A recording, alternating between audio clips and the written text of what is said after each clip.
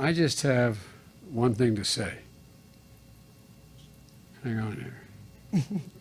It's really simple. The man some fucking Breakfast. so bitch! This looks like a job for me, so everybody just follow me, cause it feels so empty without Breakfast. So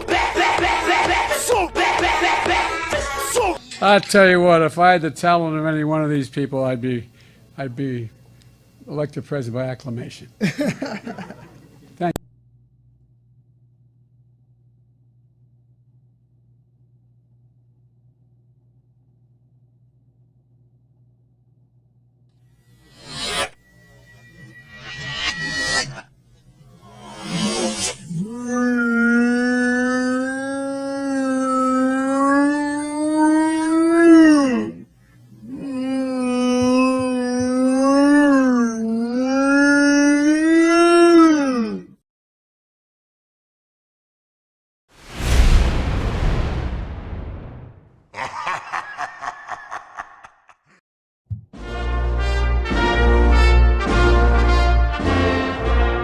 Is Don Tony.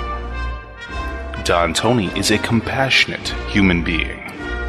If I was employed with TNA right now, I would say, hey, That's the way you dress your employees? no, well, you gotta look at it like this.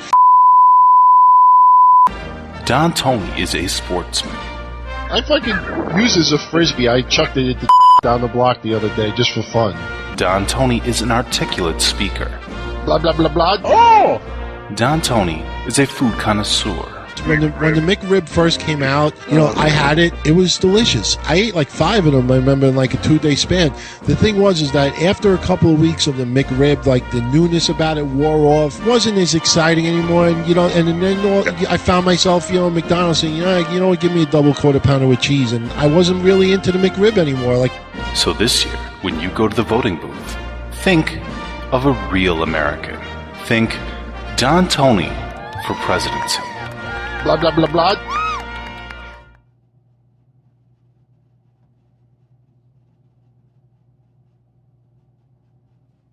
So long, man. Have a good rest. fuck you!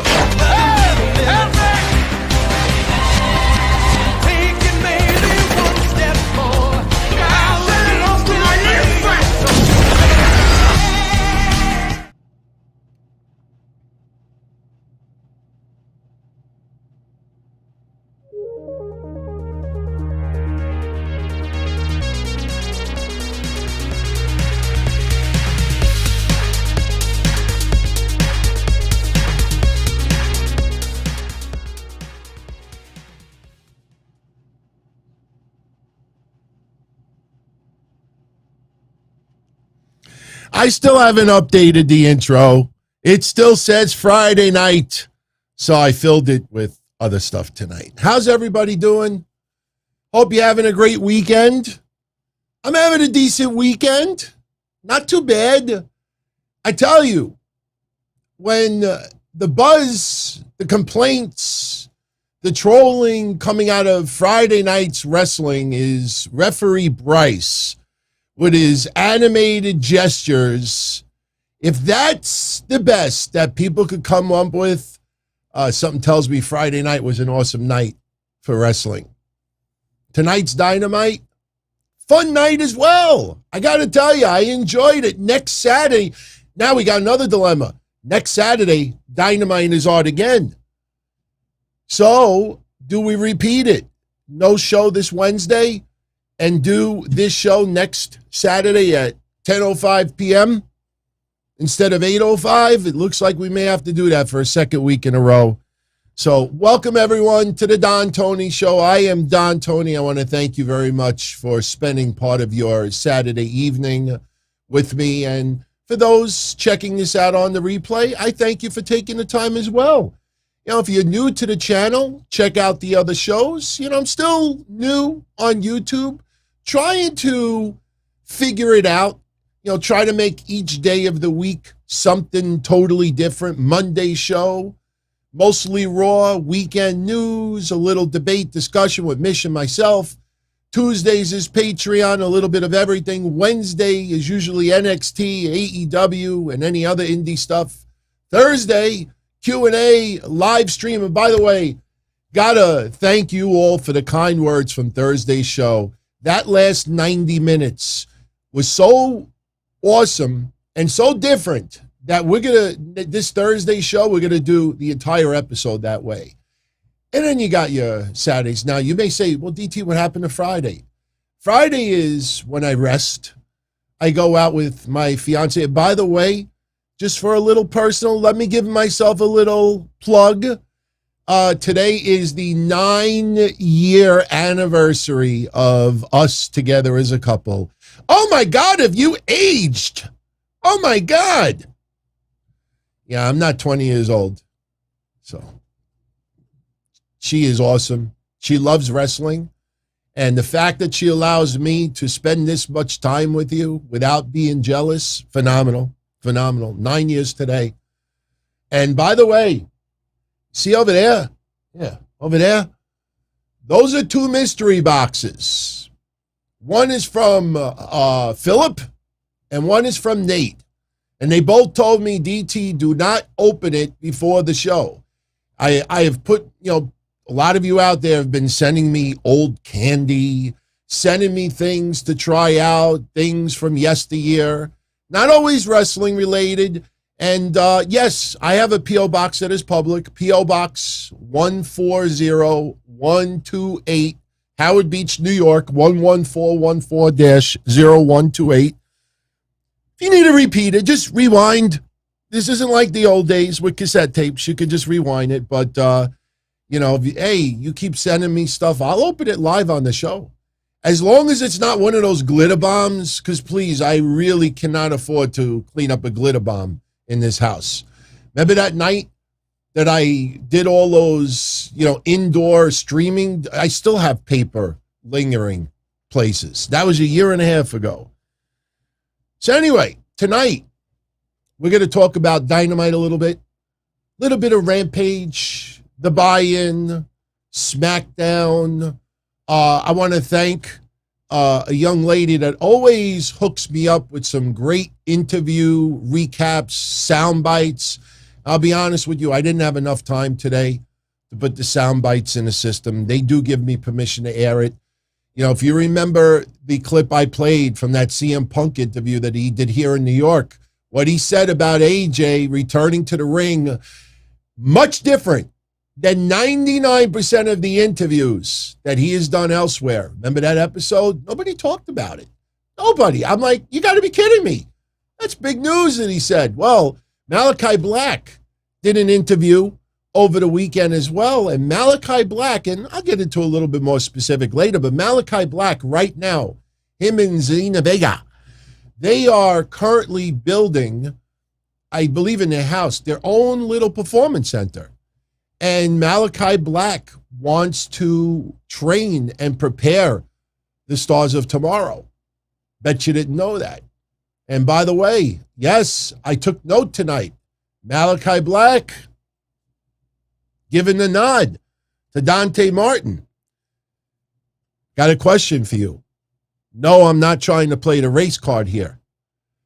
But do you think Lio Rush, Dante Martin, might end up being students of the House of Black? Not necessarily black as in skin color, but I have a feeling that Malakai Black will soon have minions. Why not? Why not? America's top team has 8 people. The Inner Circle has 6. I think 6. 6. No, 5. 5. Yeah, Hardy's group has got 19. The Dark Order has 17. The Super Elite, when you add in Nakazawa, and there's so many cliques with like 5 to 10 people. Give Malakai Black some minions, students of the House of Black. And I got news for you. It actually might be a little bit more realistic than you think. Just yours truly thinking outside the box. Just like MJF tonight, I think, missed an opportunity. When MJF was making fun of Miami and he said that the building smells of gasoline and hookers, he keeps talking about mid. Me, I thought of it immediately. He should have added the letter D. He said, Miami, just add the letter D after your city, and that is what you are, Miami. Not Miami, Miami. Because he calls everything mid. I think he missed an opportunity by not doing that. Hey, I try to think outside the box. It may not be all that good. By the way, congratulations to the new AAA Tag Team Champions. And we cut immediately to the backstage because they're not the AEW Tag Team Champions. The Super Frogs. The Super Frogs. Yeah, I remember when they were balking against dressing up like green leprechauns. Well, this is one night only. They were supposed to be under the masks, the mystery team. If anybody follows my Twitter, I posted before it was revealed, I'd love for it to be FTR under the masks. And of course, the All Elite Sheep, they can be like, yeah. No, they're like, nah, man, this guy keeps exposing our stuff. I love taking the sheep and making them into wool. Seriously. I'm making a penis sweater right now with the All Elite Sheep. Say that fast 10 times, fur. By the way, I know this is becoming legendary very, very quickly. The look on the All Elite Sheep's face when they wake up the next day and realize that he still has not hired you. He has not liked your stuff. He has not commented about your stuff. He has not DM'd you about that stuff. He. That is the new meme, whatever they call it, meme, whatever. That's what's coming out of today's Dynamite. Leah Rush's reaction when Dante Martin lost. Yeah, that is I'm telling you, that is the reaction of a lot of people online. I'm not talking about regular supporters, and I'm not talking about people that work hard. I'm talking about the whacked out, all elite gushers that really their goal is to make money, have a future, get a hand job, get a rub, get a job, get something. And when they go, pardon my pun, all out, and then wake up the next day and realize that, nobody elite has acknowledged me, noticed me. That's the look on their face. That is the same look on your face when you hear Orange Cassidy's music tonight on Dynamite, and then you realize it's Wheeler Yuta that comes out. Oh, no, you can't make fun of Wheeler Yuta. He's amazing. He's unbelievable. WWE made a huge mistake in passing him up. Why? Because he looks like one of the young dragons. He's talented, but unfortunately not everybody can be a major star, whether you like it or not. And please, everybody, please, stop comparing SmackDown's product with AEW's product. Stop comparing Dynamite and Rampage to WWE Raw or SmackDown. Raw and SmackDown, they are episodic television. They are about building stories. And I will admit, you think I want to see Big E and Drew McIntyre team up again this Monday against Dolph Ziggler and Robert Roode? WWE's actually writing, can they coexist for one more week? But you should know by now. You should have known for 40 years. The old promo used to be, for over 50 years, the leader in sports entertainment. How's about for over 50 years having the same fucking formula? How come people still can't figure it out? They're a soap opera. It's an ongoing soap opera. Storylines build and they develop. I'm sorry. I didn't see Kenny Omega or the Elite Clique come out and try to beat up Bryan Danielson. Sorry, I made the same mistake CM Punk made tonight. I almost said Daniel Bryan. And guess what? CM Punk is forgiven. You look at all the matches tonight. Seriously, you look at all the matches. Did it really feel like there was major progression? Now, Dante Martin and Malakai Black, I already told you my idea earlier. But the big star, CM Punk, he's on guest commentary. Meanwhile, 4 weeks, 5 weeks, 6 weeks go by, and you realize there's no continuation week after week after week after week after week with storylines. Bryan Danielson versus Minoru Suzuki yesterday was awesome. I don't care that Minoru Suzuki's record is terrible in AEW. He's not there to get in a winning streak. You look at Bryan Danielson, the progression of him with Kenny Omega. Kenny Omega is now going up against Hangman Page at Full Gear. So where's this continuation? See the difference? I think people know deep down inside. AEW is more of like a bigger than an independent wrestling event. That every week it's all-star card, all-star lineup, give quality matches. I mean, honestly, come on. Bobby Fish, seriously, I'm not complaining. Anybody that follows my shows, no, I have sung the praise for Bobby Fish many times. But what did I even say 2 days ago? Bobby Fish will not have 5 wins by the end of 2021 unless he wrestles people that are more dark in elevation material. He got to win. Lee Moriarty. Bobby Fish, nobody gave a flying fuck about when he was in NXT. Tonight, he main events against Bryan Danielson, and these people are like, oh my God, this is epic. This is amazing. Oh my God. You know, I can't believe that they never faced each other in WWE.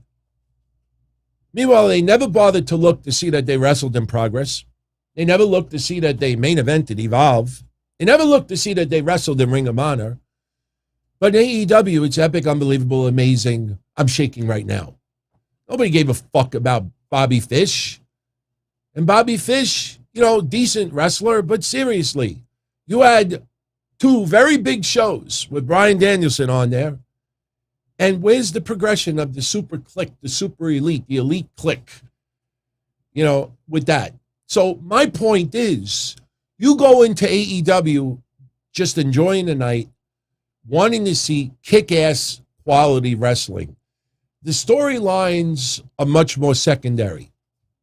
The Super Elite were more concerned about beating up a dinosaur tonight and a Jungle Boy. Hangman Page comes out to cut a promo, and he's talking. Hangman Page cut an awesome promo. Not ripping at it. Where's Omega? Where's the Super Elite, Superkliq? No, you just want, that was fucking sweet promo. You don't have to think too hard. The storylines do not progress because AEW is more concerned about banging out big matches, big names, big names, big matches, big names. Every week, big matches, big names, big matches. You know, attention. Acknowledge me, instead of just progressing the storylines. And guess what? I think AEW fans are fine with that. But understand, when we talk about Roman Reigns having some comments about AEW, why he feels they're not competition, why he feels that there is a ceiling with AEW amongst their fans. And he had a couple of things to say about CM Punk. Tonight, Dean de Blasi will give everybody a little reminder about CM Punk versus Roman Reigns. Little reminder a little bit later. I got a kick out of a bunch of places that recapped Roman Reigns' comments over the weekend.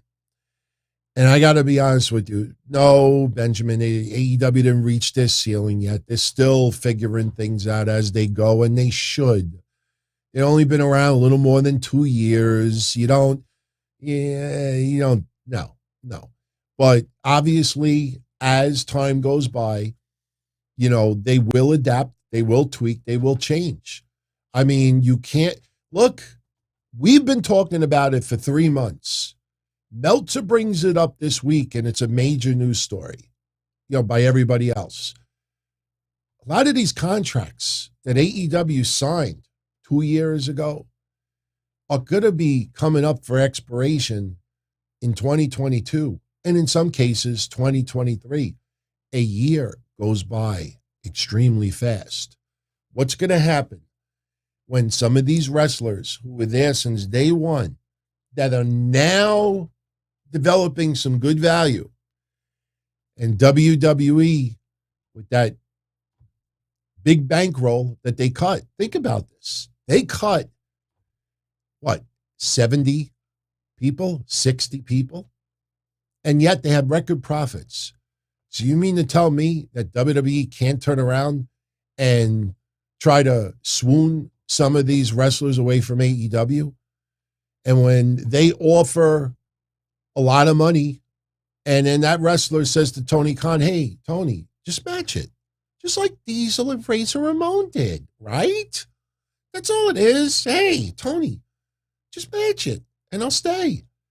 Problem is, this is what happens when you make these contracts where you could Twitch, you could hang out on YouTube, you could game, you could work this indie show, you could work here, work here, work here, work here, work here, as long as it doesn't interfere with our shows.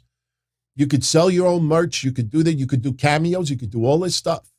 We're only going to pay you 1/5 or 1/6 of what you were getting in WWE.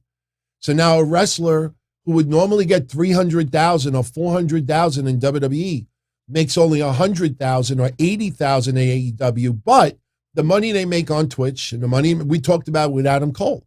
Adam Cole might be making more money now than he was in WWE.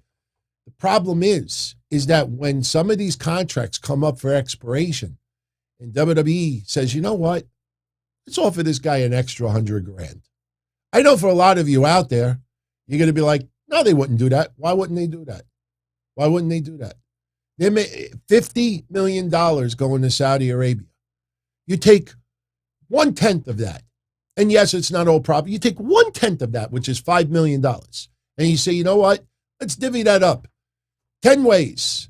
And let's offer an extra $200,000-$300,000 to some of their biggest names whose contracts are up. You mean to tell me that they're going to turn around and, in some cases, they don't want to work the WWE schedule.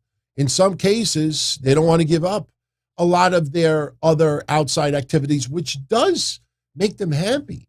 You know, people need to understand happiness is primary numero uno. Being happy is more important than anything else. I know money is great and everything, but there's an old saying, money doesn't buy happiness. So what happens when a wrestler is only making $80,000 in AEW, but makes it up elsewhere, and WWE says, how much did you get total? All right, we'll double that.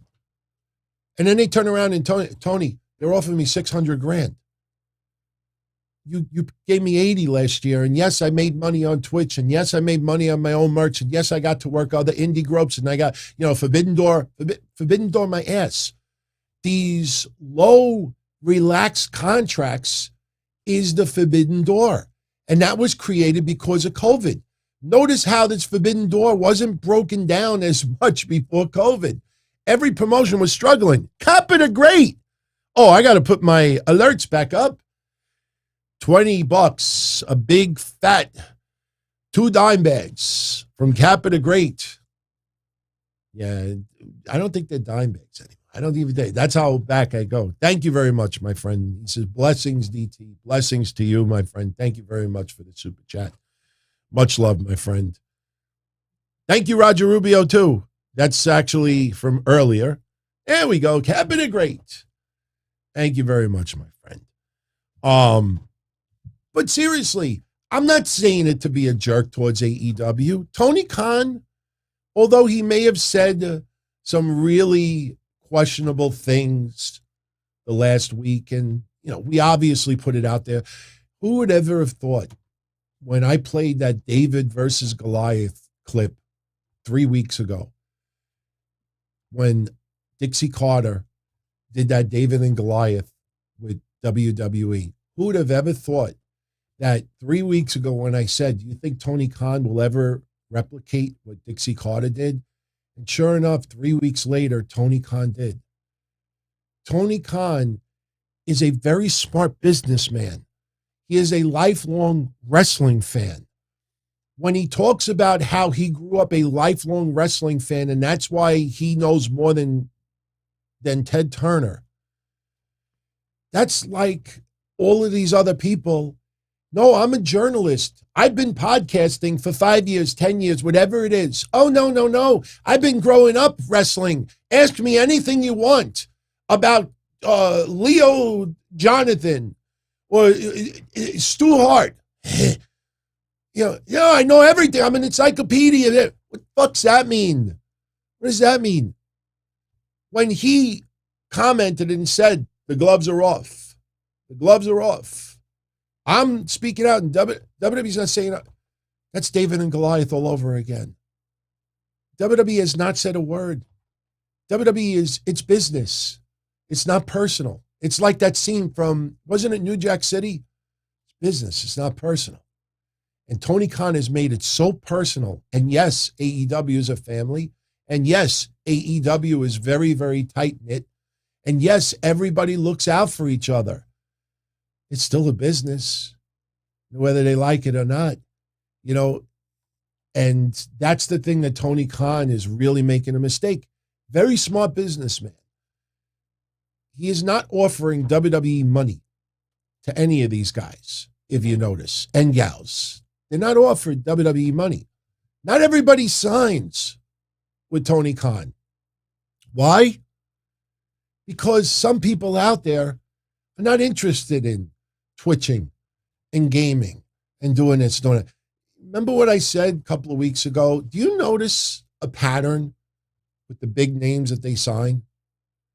There's a pattern, as far as their lifestyle and what they want to do.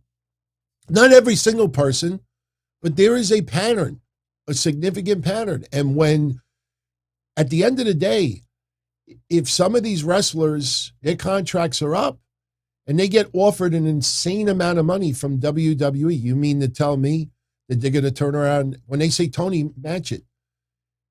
And Tony's head's going to explode. So we'll see what happens. We'll see what happens. But Kappa, much love to you, my friend. Thank you again. Now, enough of the ranting. And yes, we will open those 2 mystery boxes later on. I'm a little excited what they are. All right. First of all, the brackets for the Eliminator tournament. Okay. They were announced right before we went off the air tonight. And what they're going to do is they're going to do the first bracket in the Eliminator tournament next Friday on Rampage. And then 2 matches will take place next Saturday on Dynamite. Neil, I have not seen any super chat come in from you yet. I have not seen any super chat come in from you yet. But when it does, I will definitely be happy to cover it. Yeah. I don't know. You could just ask it in the chat room. I mean, I'm not a greedy dick. You could just, in the beginning. No, nothing came in. Nothing came in. I'm going back. I'm looking back. No, nothing came in. Nothing came in. I'm telling you, nothing came in. Post it. I'll answer it. But, vamos, hurry up. We don't have all day. Everybody out there is like, come on, let's talk. So the brackets, we'll get back to Neil. Neil, I swear to God, never came in. You scroll back, you'll see it never came in. But you could ask. You don't have to super chat it. You could ask. He sent a green chat. I don't see any green chat. Activity. No, nothing. I haven't seen anything. Well, tell me what it is. Tell me what it is. Roman will lose the title and Finn will be champ. That was it. When we get to SmackDown, we'll talk about that a little bit more. Because I told you all about Sami Zayn. I mean, I think we figured that out. And it just blew me away that no one out there, for the most part, didn't put 2 and 2 together at the beginning of that tournament. I don't think Roman Reigns is losing that title right now. Absolutely not, man. Seriously, absolutely not. Darren, I did all the scrolling just now. There's nothing that came up. I'm dead serious. Maybe it was before the show started. YouTube's weird like that because the servers are not connected. If it was before the show started, that could be the reason why. So anyway, but no, Neil, Rowan, I don't think is. We're going to do predictions on Monday. Mish and I are going to do our predictions for Crown Jewel. Because remember, Crown Jewel is this coming Thursday. I will be here Thursday afternoon. Crown Jewel should end somewhere around 3 p.m. Eastern. I will be here doing a recap. And then later on Thursday night, we will do Q&A as well. But Roman Reigns is not losing that title, in my opinion, right now. I expect some bullshit finish, but doesn't mean that Brock Lesnar won't win the title in the future. But right now, I don't believe Roman Reigns is dropping that title. Hell no. But thank you, Neil. I don't know why it didn't pop up, but I answered it. So now we go to this AEW Eliminator tournament. And the funny thing is, a photo started circulating. And when I saw it, I said, no, there is no freaking way that this was legit. And the photo that was circulating was this. Now, in itself, it didn't look like something AEW would have put on the screen. It looks too plain. They put lots of graphics in the background. This looked like somebody who went to Adobe Spark and downloaded like a purple background and took 2 PNG files of the belt and the Full Gear logo, and they decided to throw those people on there. Somebody's creative thinking was Minoru Suzuki versus Orange Cassidy. Oh, yeah, the fantasy match that all of us have been wanting to see that haven't been able to see because of COVID. Yeah, that just so happened that that's what AEW is going to do. Oh, yeah, we want to see CM Punk versus Jon Moxley. Oh, yeah, Adam Cole versus Bryan Danielson. Malakai Black versus Lio Rush. Oh, yeah, that's going to happen. Well, this was the look on everybody's faces when that was not the actual photo of the tournament, but this. We have in the first round, Dark Order's 10 versus Jon Moxley. We have Orange Cassidy versus Powerhouse Hobbs. Dustin Rhodes versus Bryan Danielson. Lance Archer versus Eddie Kingston. Now, out of those matches, the only one that I'm enamored with is Lance Archer versus Eddie Kingston. But if you have paid attention of what we talked about over and over and over again, Lance Archer is being used like shit in that company. Just like Brian Cage, just like a lot of others. I mean, if you're going to have Powerhouse Hobbs go to the final, then I will be a little bit impressed with AEW. Okay, maybe they're finally giving Powerhouse Hobbs a push. AEW is fucking horrendous when it comes to huge big men in that company. And people are like, oh my God, I can't wait. Next week, Dustin Rhodes versus Bryan Danielson. Nothing against Dustin, but seriously, that's the Eliminator tournament. Look at all the fucking names that are missing. Why is Bryan Danielson even in this? Why? I'm not saying that he shouldn't be in it, but you look at this at first glance and you think to yourself, okay, it's going to come down to Bryan Danielson versus Moxley or Bryan Danielson versus Orange Cassidy. I'd be shocked if it goes any other way. But man, you're going to see, that's the funny thing about it. You see the crown jewel. Oh, I got to say this. This is not directed towards my friends and family that are tuning in live, but I don't know if you have looked around online. And yesterday was the SmackDown Go Home show into Crown Jewel. And pretty damn good edition of SmackDown, by the way. I have seen countless posts that this may be the greatest crown jewel ever. A lot of people are saying that this can be WWE's best pay-per-view, better than SummerSlam, and people are very excited to this event. They can't wait to see Roman versus Brock. They can't wait to see Seth versus Edge, Hell in a Cell. They can't wait for Becky, Bianca, and Sasha. They can't wait for a ton of matches on that card. Everybody's excited. Everybody's like, this is a stacked card. This is fucking great. Proves a point that I said about a year ago, Notice how suddenly Khashoggi's death doesn't come out of anybody's mouths because the card is so fucking stacked and so good.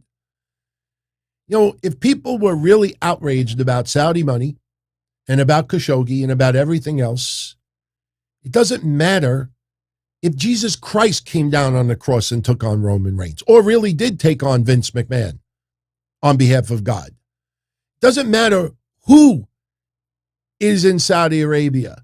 Now, because this card is stacked from top to bottom and it looks like the best card of the year, all of a sudden, like, you know, Khashoggi's name doesn't come. And me, look, that first event, I didn't cover it because of, you know, my opinions at that time. And I just made a statement once and that's it.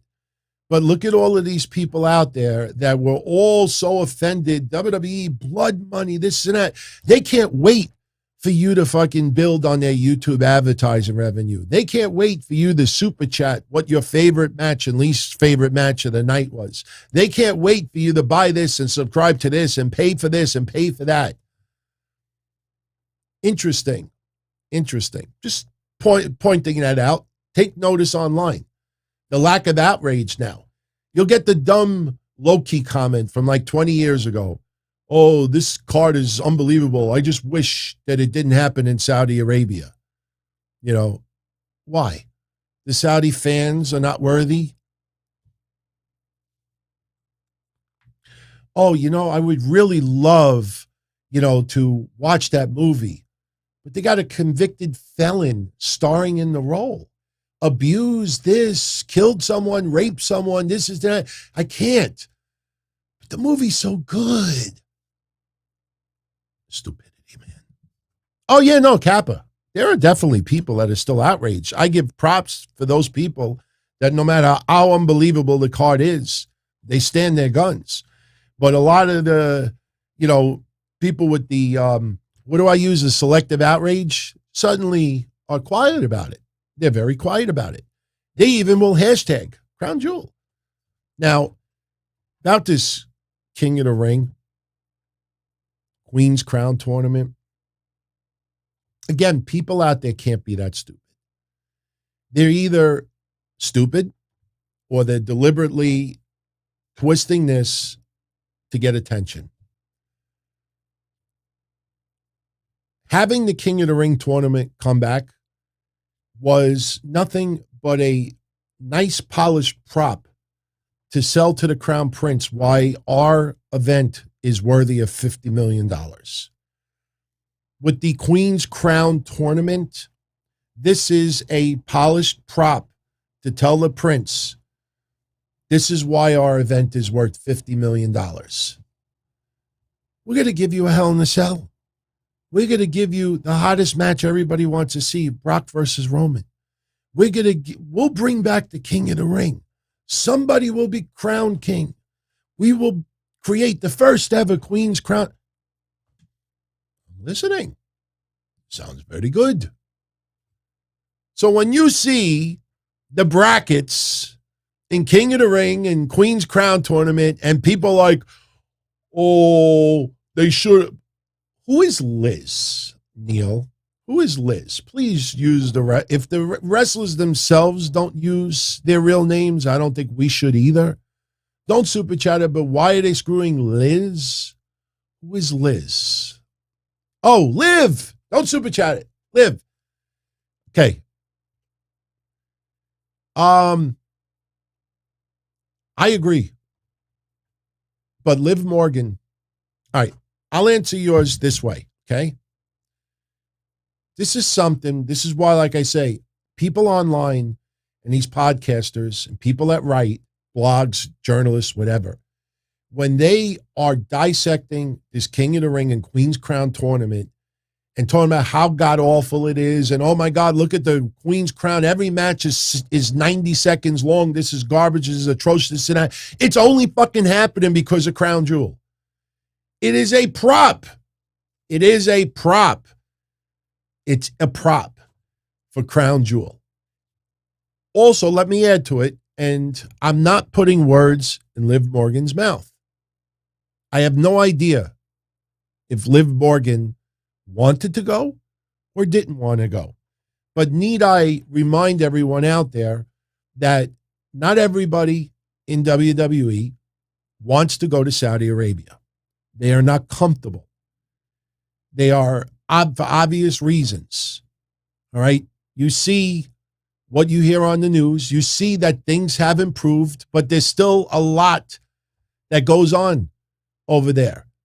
That a lot of people, after what happened last time when they were laid up, I don't want to say held up. Held up sounds like gun, robbery. When they were laid up, some people like, nah, man, not going. So when you look at this Queen's Crown tournament, you don't see certain names on there. Understand a couple of things. Number one, maybe that person didn't want to go. Number two, Crown Jewel happens right before SmackDown. I think people thought I was lying when I said last week that Roman Reigns versus Brock Lesnar may be one of the first matches on Saudi Arabia's card. Why? Because when that event ends, they are on a private plane and they are going to go right to the United States and be available, at least Roman Reigns will, for SmackDown the next day. I said that last week. And people are like, no, everybody flies together. Roman Reigns just did an interview over the weekend, and Roman Reigns says he flies on his own private plane there, more for, health and everything else. He says, Saudi Arabia is the only place that I have traveled outside of the United States. And he said he flies on his own private jet there. He does his thing in the ring, and he hops right back on that private jet, and he goes home.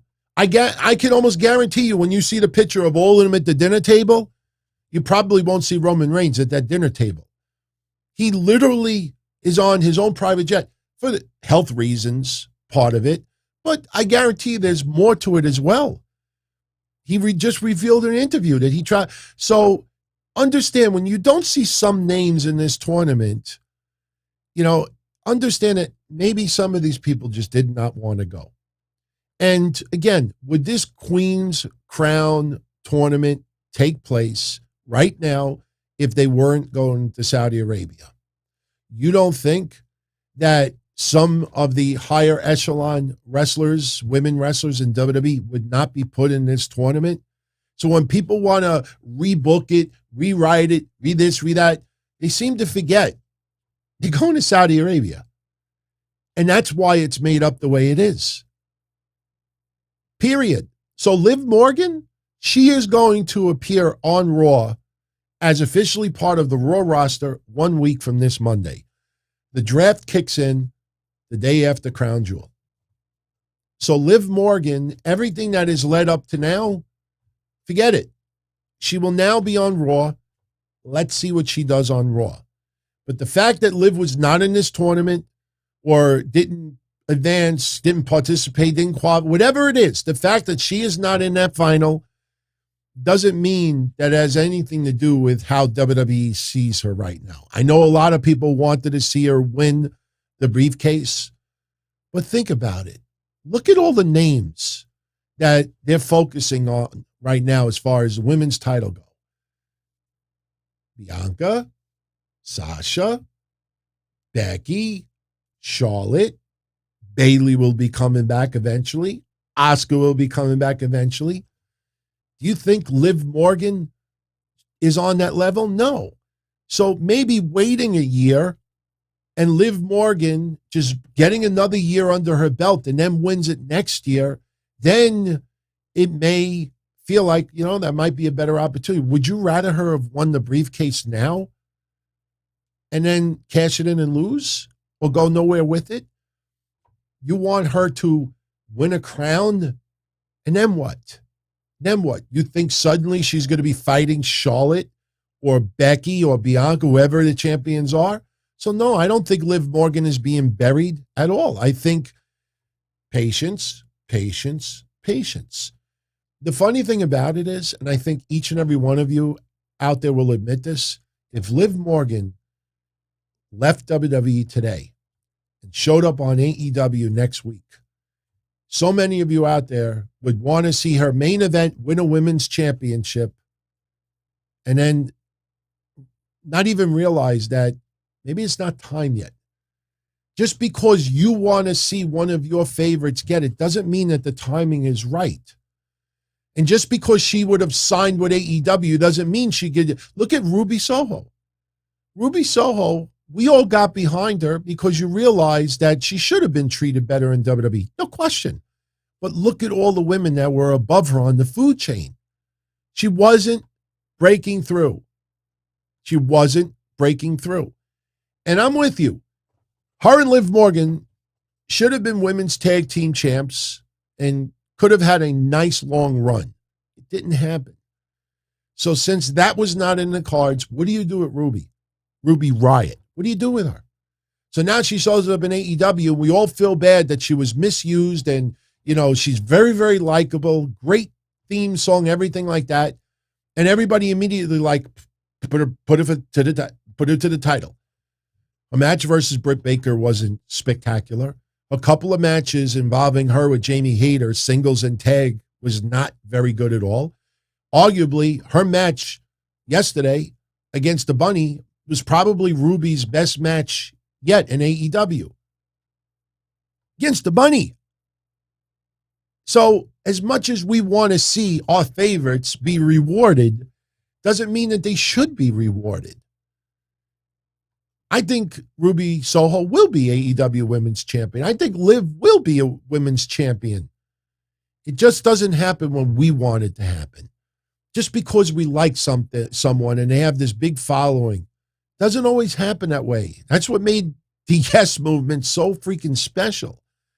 You know, unfortunately, and the thing is that, you know, when people get caught in that trap that, oh, WWE doesn't listen to their fans, they're not going to blow their load on Liv Morgan when she's not ready to be on that spot. She may emotionally think it, in her heart she may think it, but realistically, Liv, I guarantee you, looks at that women's roster and sees all those top names right now and says, you know, why should I be on that list?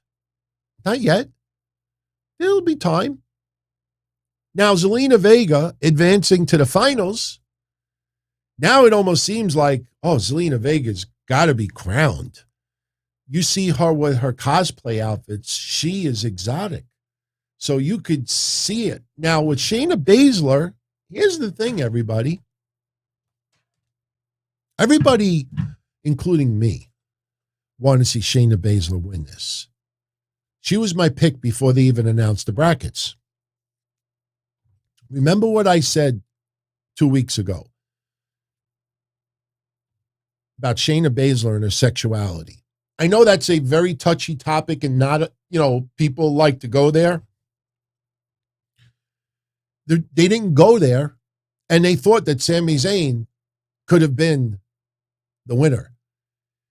People were photoshopping the crown on his head. I think Sami wins it. Sami gets it.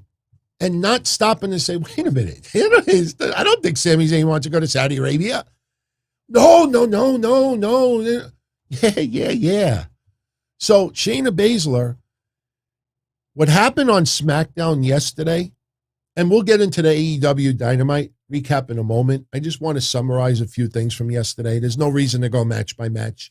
But when Shayna Baszler, and thank you everybody, thank you who remembered last Monday when Shayna Baszler got drafted to SmackDown, and I said to Mish, do you think Shayna Baszler would be the new bodyguard, the protector for Sonya Deville? Go back and check it out. When Sonya Deville was supposed to have her match with Naomi yesterday, and Shayna Baszler showed up and basically choked her out, started thinking about something. Monday, you have Doudrop versus Shayna Baszler, and the winner of that match goes to Saudi Arabia for the Queen's Crown final and will take on Zelina Vega. So now I say to you, Shayna Baszler showing up yesterday, did it just plant the seed that Naomi is going to show up on Raw and cost Shayna Baszler her win? And Doudrop goes to Saudi Arabia. Not saying it's going to happen, but if Shayna Baszler loses on Monday and ends up Doudrop versus Zelina Vega in Saudi Arabia. Remember what I said 2 weeks ago? That everybody's like, oh, DT, can't talk about that. Oh, you really? Let's see what happens. Let's see what happens. Benjamin Doudrop just got married. She just got married. So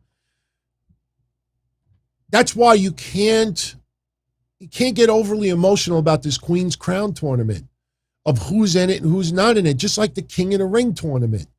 This King of the Ring tournament, it's going to come down to Finn Balor versus either Xavier Woods or Jinder Mahal.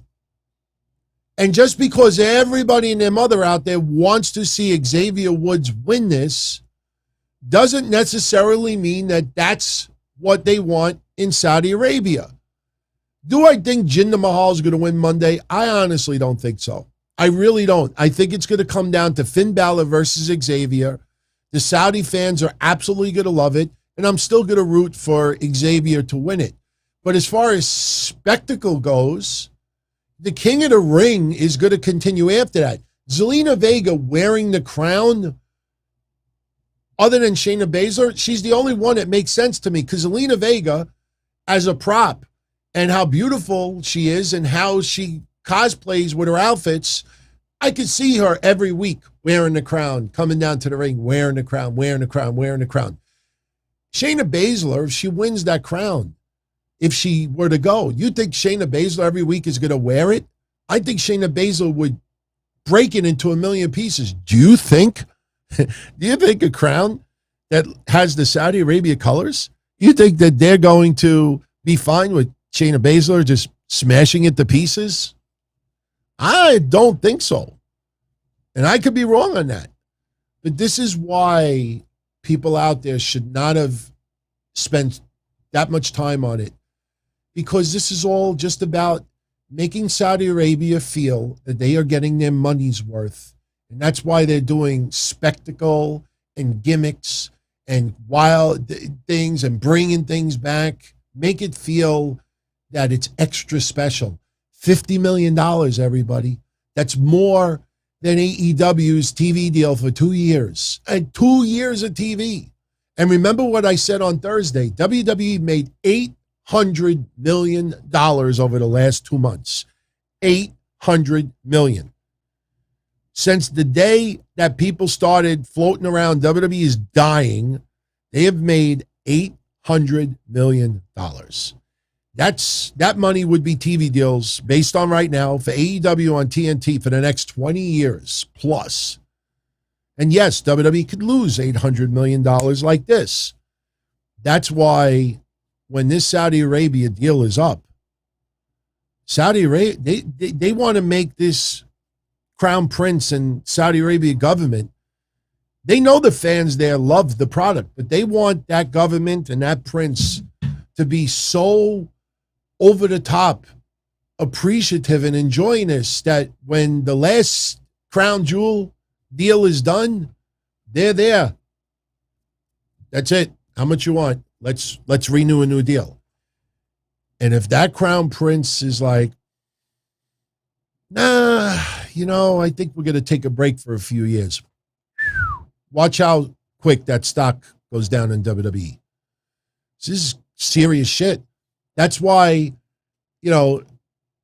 Tony Khan, God bless his soul, but that extra half an hour, I truly believe that if AEW Rampage was not on Friday night, that SmackDown still would have done that 30-minute over. The extra time, it was FS1, them doing commercial free, and then, Tony Khan doing commercial free. He's taking this stuff way too personal. I want to see Tony Khan turn AEW into this giant promotion. I want to see, I'm enjoying AEW. I'm a fan. I watch it every week. I watch it all. I'm just not one of those that is going to be like, you see that? That's goosebumps.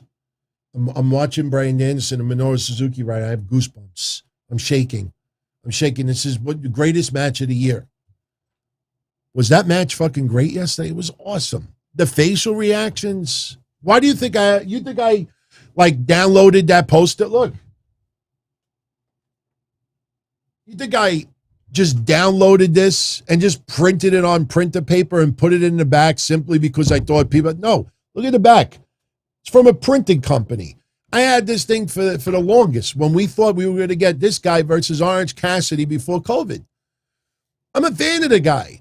And the match he had with Bryan Danielson yesterday was out of this world. I freaking loved every minute of it, you know. But when Tony Khan's got to just take a chill pill. Sit back, put your product on. People will enjoy it. If they like it, they will come. Seriously. You know, what was that movie? If you build it, they will come. You know, it's not if you build it, but you also say that is shit and you must show up. You know, the people were ridiculous yesterday. I mean, if you're a true AEW fan, you do not go out Friday night. Or if you go out, you make sure you keep your channel on TNT before you go out. Meanwhile, if you don't have a Nielsen box, and I know I'm repeating Thursday, if you have a Nielsen box, didn't matter. Didn't matter. I mean, people forcing you to inflate. That's like when Dixie Carter said, look, if you're going to watch it, don't DVR it. Do this instead. Do this instead. No, you don't want to force people to do that simply because it inflates numbers. Yeah, it looks all right. You get more bees with honey. Remember that line. Remember that. Field of Dreams. Thank you very much, Psycho. I never liked that movie, Field of Dreams, until about 5 years ago. And now I freaking love that movie, and I can't watch the scene with the father because of my dad.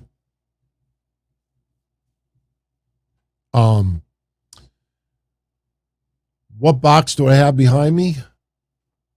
Two of I call every single one of you out there the family. Yeah, obviously my elite channel members are the family, but members of the family.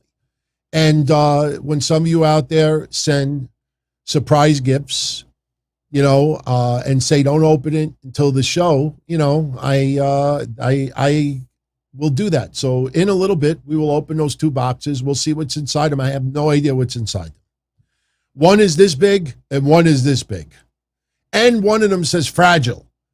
So I have no idea what's inside. So anyway, let's talk a little bit about tonight. Opening match, Malakai Black versus Dante Martin. Dante Martin is only 20 years old. There is no reason to force his momentum with him. There's no reason to inflate, you know, simply because he is nailing it. He's only 20. Guy just begun.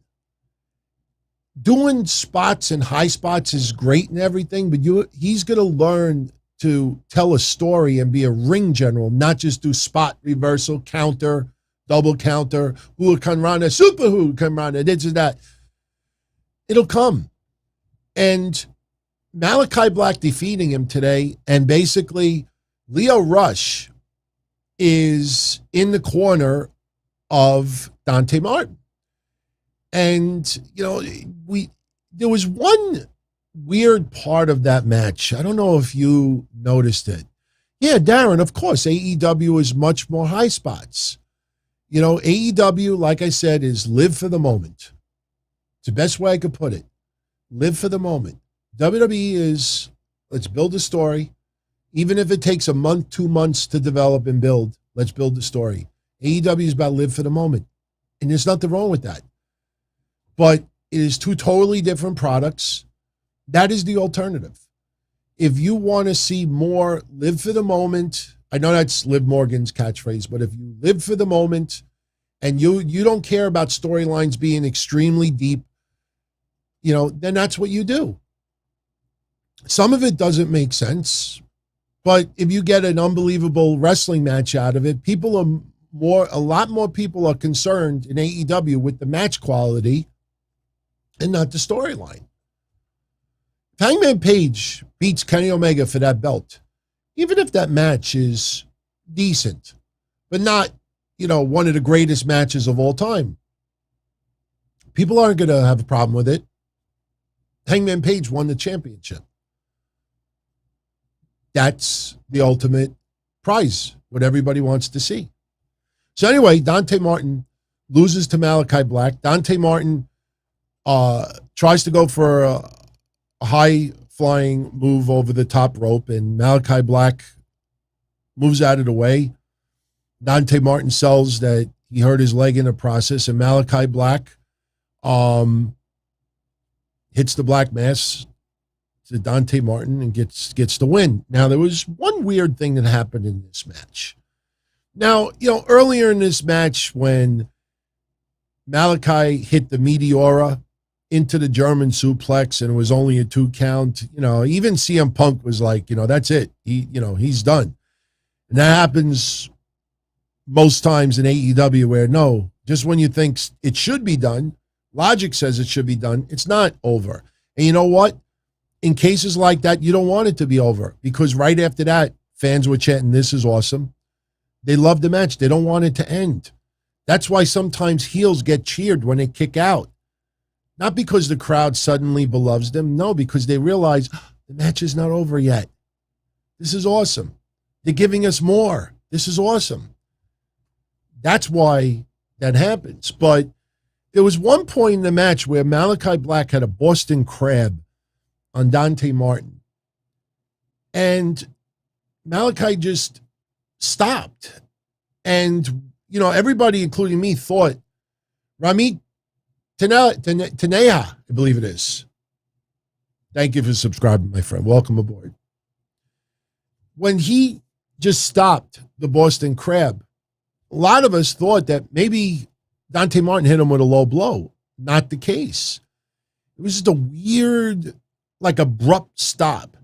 If there would have been other points in the match leading up to it, maybe when I watch it back, I'll catch something else. But if there were other points leading up to it where Dante Martin was working on the abdomen, and,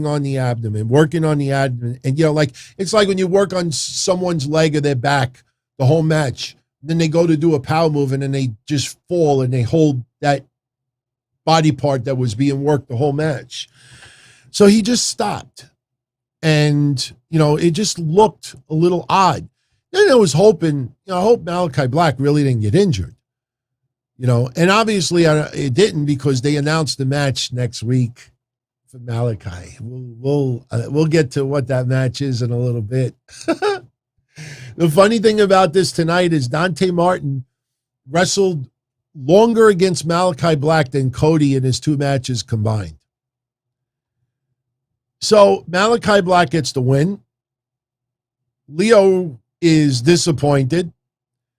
And as Malakai walks up the rampway, he stops, kind of like what The Undertaker would do.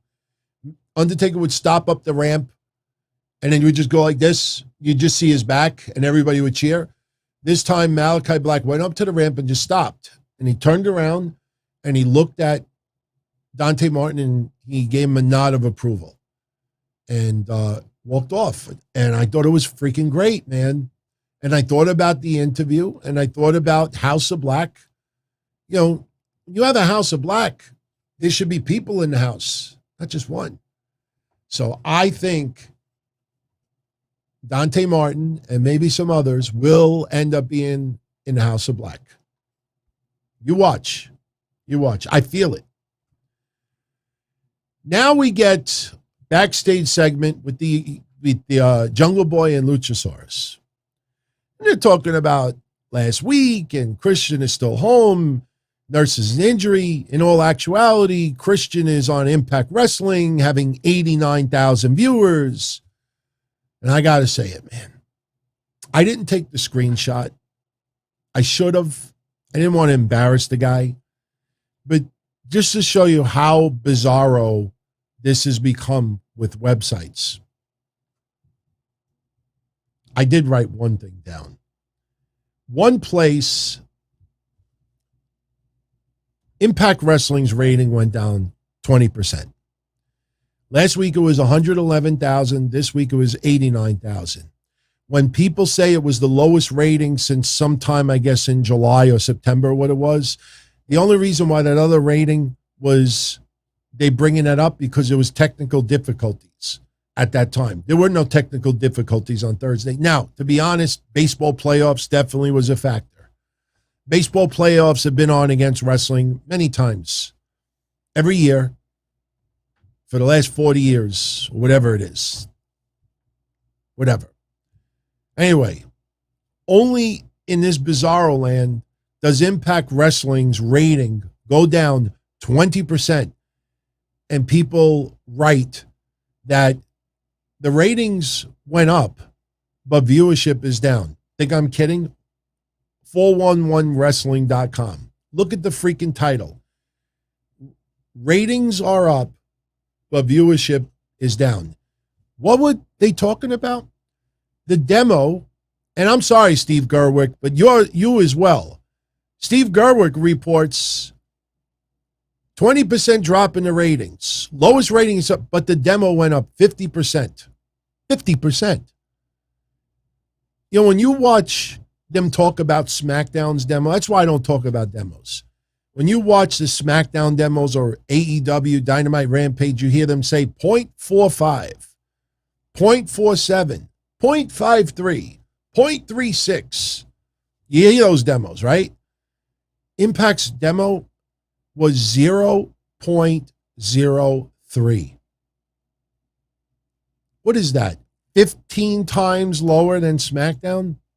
Because it went from a 0.2 to a 0.3, these nimrods actually reported that their rating went up 50%.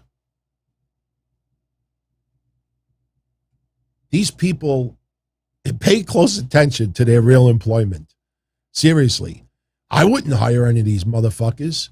Seriously. Unless they wanted to just clean my floors. How do you drop 20% in the ratings, have ratings of 89,000 that when Tessa Blanchard was there as the heavyweight champion, it was 100,000 higher, and somebody writes in the title, ratings up, but viewership down. Those are the people that kill those companies. And I'm sorry, Christian, Kenny Omega, AEW fucking hurt that promotion. But don't blame AEW. Blame Impact Wrestling for allowing it. And when you see, again, this Forbidden Door stuff, no. When Christian signed to work and do work for AEW, don't you think now, like, hey, we can't afford, we don't want to pay Christian this kind of money? Impact Wrestling, neither do we. All right, so how's about we split it? We split it. That's what it feels like. Anybody ever notice that all of these insiders will never tell you how much they're getting paid from AEW? Anybody notice? Not one wants to even throw a little hint. When you realize how little they make, most of them, I think it would blow some people's minds away. Seriously. That's why maybe they're living for the moment. Because a couple of years from now, when some of those contracts go up, like I said earlier, and WWE offers them a regular contract and, adds a little bit to it, you can't go back to Tony and say, Tony, match it. What do you mean match it? I only gave you 1/6 of what you used to get because you could work Twitch. The other 4/5 is your Twitch money, your YouTube money, your merchandise, your here, the indie, this and that. That's why they could afford these people. That's why you see people working 5 different promotions. You mean to tell me that AEW would not rather some of their own be only on AEW and not identify them in other promotions? Why is the AAA tag team titles up for grabs today and not the AEW? Oh, because we don't want to take them off Lucha Brothers. But we want to have a title match. So what does the AAA say? We don't have exposure in the United States with TV. Pretty much have next to none. Let's get a little rub. We get whatever we get, 1 million viewers. Tonight, I don't think AEW gets 1 million viewers. I think tonight AEW will probably do about 750. And that's not a negative thing. It's a Saturday night. If they do 700,000 to 750,000, well, guess what? 7 to 750,000 AEW fans just watched the FTR as the Super Frogs beat the Lucha Brothers, and they're now AAA tag champs. There's no forbidden door. It's AEW. I want a title match on Dynamite. I don't want the Lucha Brothers to lose the belts. That's why the trios titles are coming. You know, this is all about, we got to get more attention. We'll create trios titles. We'll do this. We'll do this. We'll put title belts. We'll do this. Soon, don't be surprised if the GCW title is on the line on an AEW show. Don't be surprised. Some of these other promotions that want a little exposure. Hey, Tony, would you want to have a title match on your show? And we'll put John Moxley versus blah, blah, blah, blah, blah, blah. You watch. I guarantee you it'll happen. There's no forbidden door. None of these promotions don't want, and they should not. They should not be paying the wrestlers elite money or WWE money. We're still having issues with COVID. But let's be honest, 3-4 years from now, when COVID is completely out of here and things are back to normal, what happens? What happens when those contracts come up? Some of the older wrestlers that would prefer the part-time schedule probably would still take the deal. Some of these younger, hungry wrestlers that are 20, 23, 24 years old, and WWE's dangling crazy-ass contract in front of them, you think they're going to turn around and say, no, not everybody. That's why you don't see certain people showing up in AEW. Just because AEW is fun right now, and just because, it feels like a family atmosphere behind the scenes, and just because it's a different product and the fans love the fans interaction. They're rabid. But you notice some names that don't sign. Why wouldn't every single person that's a free agent not tear down Tony Khan's door to try to work there or even make one appearance? The one wrestler that I've brought up before that I know a lot of you out there don't care about, and I don't blame you, but I'll throw it out there. And he's not a main eventer. Eric Redbeard. He showed up for the Brody Lee tribute show, and this motherfucker can't even get a dark match. You would think with everything, nothing, zero.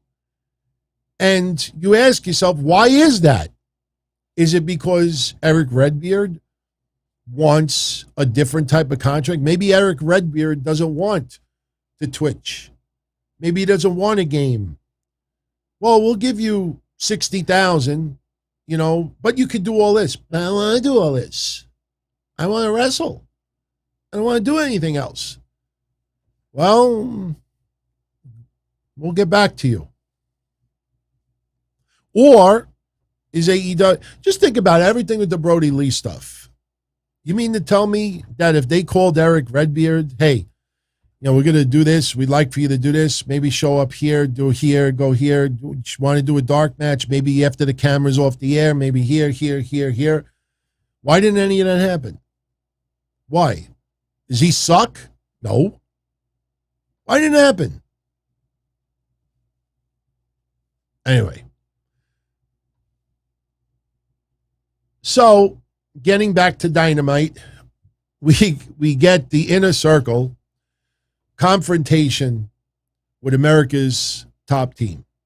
Now, yesterday, the Inner Circle lost to America's top team, Junior Dos Santos. I mean, it's so cute. All these UFC sites putting on blast, repeating him going through a table. I don't want any of you out there to go to Home Depot, get a table just to put yourself through it. But I've been put through tables quite a few, not a lot, but a few times when I was doing shit. And I went through one that had about 1,000 thumbtacks on it. And I'm exaggerating the thumbtack. Felt good. Doesn't hurt. You know when it hurts? When you don't tuck your neck in, and when you get put through the table, you go whip backwards and then you hit the ground or you hit the edge. They're replaying it, And you know what was cute about that too? They're replaying a table spot, making it seem like the table spot was more vicious than if Dos Santos, whatever his name is, shows up at UFC 900 and punches somebody square in the face. Or they're selling the table spot like this most vicious thing. But the MMA stuff should appear to hurt people more. But it was a fun match yesterday. But they have a confrontation. And because they have nothing else for the Inner Circle right now, pretty much for the most part, next week we're now going to get, it seems like it's going to be a 5-on-5. And it's going to be all members of the Inner Circle versus America's Top Team. You know, what did Jericho call Dan Lambert a fat-faced dipshit? I mean, it's okay. It's not bad. Dan Lambert, obviously, you know what he could do on the mic. And again, to me, he's playing Jim Cornette. He's doing a beautiful job of it. But at the end of the day, I mean, fans don't want to be disrespected. Fans don't want to be put down. Dan Lambert is so smooth. He is smooth as silk talking like that and just going off. And honestly, that strikes a nerve with AEW fans, just like how Jim Cornette struck a nerve with AEW fans when he would put down certain things. And if you notice, a lot of what Dan Lambert says about the product and the fans and this and that is the same thing, just inflated by 10. Because Jim Cornette doesn't really go off on the fans. He goes off on the management. But the reaction by the fans online to what Jim Cornette says, that is where Dan Lambert comes in. Jim Cornette, unless obviously a character on TV and being paid for it, Jim Cornette does not abuse the fans. The over-the-top whack jobs, that's a different story. But Lambert is fun, man. I mean, he's fun. I don't know if he's going to ever take any interesting bumps. I think at the end of the day, I think him going through a table filled with thumbtacks might be in order. And I'm telling you, trust me, because I'm not trying to put me in that spot, but when it happened to me, I freaking loved it. I laid on it, and it hurt. And at the same time, I listened to that crowd, and I was like, oh, this is great, man. Seriously, if I had a choice right now of some nice sex or getting put through another table with thumbtacks, give me the fucking table. It felt good. It's an adrenaline rush. That guy is smooth as silk, and it's not often you get somebody like that. Of course, Dan Lambert doesn't look like a wrestler, doesn't look like a wrestling manager. He just looks like some creep's father that absolutely despises wrestling and despises this and this. He doesn't look like a wrestling character, but he is so smooth. You can't pass that up. Seriously, I know this is going to sound weird. And yeah, AEW is not, what did they say on Goodfellas? Bo Dietl said, what do you think? You're the innocent babe in the woods? Don't give me, no, it was the lawyer in the lawyer's office. AEW is not this altar boy or priest, you know, motherhood, brotherhood backstage. Yeah, you have groups of wrestlers that treat each other that way, and you should. You should. They're a family. But, you know, and they're like, oh, you know, we would love to do this, and we would love to give everybody health care, and we would love to do this pace count, and we would love to do this, and we would never allow Hulk Hogan on our to show up at the show and all this stuff. And, you know, I don't need to say anymore. They're not, you know, like this most holier than God people out there. They're businessmen and performers. They're actors and actresses and sports athletes. Yes, I did notice Buddy Murphy, New Japan Pro Wrestling, I think November 13th. They announced it tonight for all of you out there. It's not a spoiler. It's online. It's news.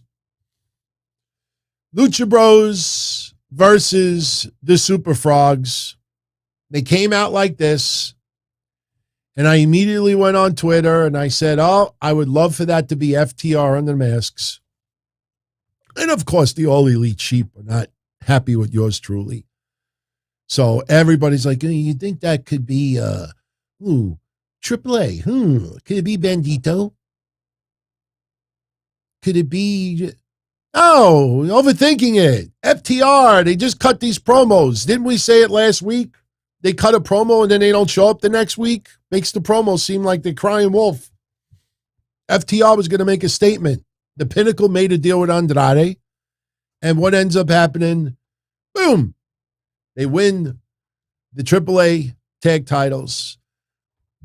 It was a fun match. I mean, obviously, no flips, just fists. So obviously the styles are different. But, you know, if we remember FTR versus the Young Bucks, they killed it. They killed it. You know, it was not that long ago that FTR was the tag team of the year. They're still as good as they were then. It's just look at how AEW has used them over the last year. And yes, there was an injury as well. But, you know, oh my God, they're getting a push again. Yeah, champions for another promotion. See the smoke and mirrors? Lance Archer. Oh, he won a title. Somebody else's title. Oh, yeah, look at Ricky Stark. Yeah, a title that they don't recognize. You see, it's a lot of smoke and mirrors. But they're all happening on the show. Oh, my God, title change. The title, see, they're getting a push. Yeah, what are they going to do? Defend the AAA tag titles on AEW programming? That's a push? No, a push is they have the AEW tag championships. So push my ass. And if AAA and AEW is willing to have AAA tag titles on their shows, if AAA says we want FTR to retain, and they do retain, that doesn't mean that they're getting a push in AEW. But no, AEW agreed to have the title defense on their shows, as did AAA. So let's, you know, not be ignorant here. Doesn't feel like they are being pushed at all. You give me FTR versus the Lucha Brothers, title versus title, no disqualification, winner take all, then I'm listening. But right now, whenever I see the New Japan, the IWGP, the GCW, the GGG, the AAA, the the da, when all that gets on their shows and people win, it is nothing when it comes to AEW pushes. Shout out to everybody who got the police reference. So, anyway, so the Super Frogs, I got a kick out of. By the way, why wasn't AEW officialing that match? Aubrey Edwards. Shouldn't there have been a AAA official? I'm just saying. Anyway, we get a referee distraction. We have Tully Blanchard come down, and I laughed. Tully Blanchard's wearing a green T-shirt underneath his suit. I'm like, okay, I could dig that. And while Aubrey Edwards' head is turned, we get a belt shot. Cash hits the belt to, I think Ray Phoenix knocks his ass out. I think Ray Phoenix might have gone for a moonsault, and he got knocked out with the belt. And you got your new AAA tag champs. So I think the AAA tag titles actually look nice. It's just the lighting. It's the lighting. I know you're saying, yeah, it looks like it's plastic around. No, that's just the lighting. They're actually pretty nice titles. So congrats to FTR.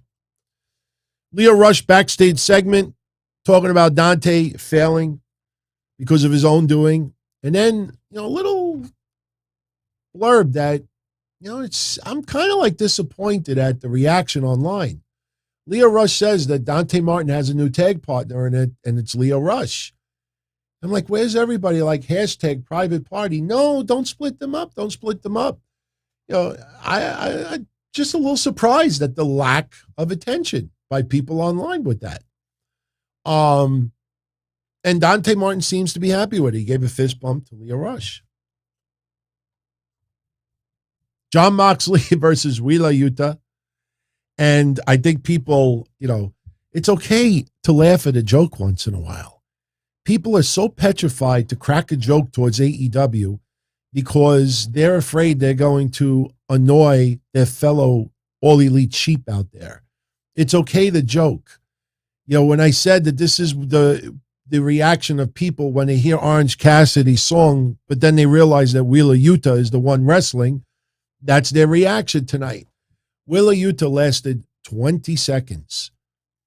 20 seconds. Remember what I said 6 weeks ago? You know when Wheeler Yuta will get the fans' attention? The day that Wheeler Yuta lays out Orange Cassidy. I have made a few predictions, including Fuego del Sol will turn on Sammy Guevara, and I want it to be Andrade, and I want Fuego to do it for the peso. Just like Rikishi, I did it for The Rock. I want Fuego to go on the mic and say, I did it for the peso. Fuego will turn on Sammy because Andrade will be the new $1 million man. How do you say man in Spanish, everybody? Chat room, how do you say man in Spanish? Is it man? He'll be the new $1 million man. Andrade is going to be the new $1 million man. He's going to buy Fuego del Sol. You watch. Wheeler Yuta will one day soon turn on Orange Cassidy, and we will have Wheeler Yuta versus Orange Cassidy. That is the only money I see in Wheeler Yuta right now. Hermano, hombre, the new $1 million hombre. Senor. Some of you don't speak Spanish. Neither do I. My fiance, I should have just asked her, but she's sleeping. By the way, if she was awake and she had makeup on, I would have cracked open one of these Nitro colognes, WCW Nitro colognes, and we do it because I haven't opened one of these yet. So, Serena Deeb with a backstage interview, and I got a kick out of it when CM Punk said, "Oh, fantastic head of hair on Serena Deeb." I wonder if people, wow, Gallows looks so young in that picture. So Deeb is pissed off, as is Hikaru Shida. They have a brawl, a pull apart. Definitely want to see that feud continue a little bit. Thank you, Gabriela. Mi poquito español vices. I don't think it VECES is not feces. Sounds like feces. Habla español? No. The Superkliq over the Dark Order. This was a fun match. I know. We got the pose that we usually get, but this time it turned into this. What the fuck? This is not the Young Bucks kissing me. What is that? And the fans in the back. Look at the guy right behind Adam Cole on the right. Oh, ew. look at the guy in the middle. Huh? Like a bad cartoon. Huh? I didn't even notice these goofs in the back. Huh?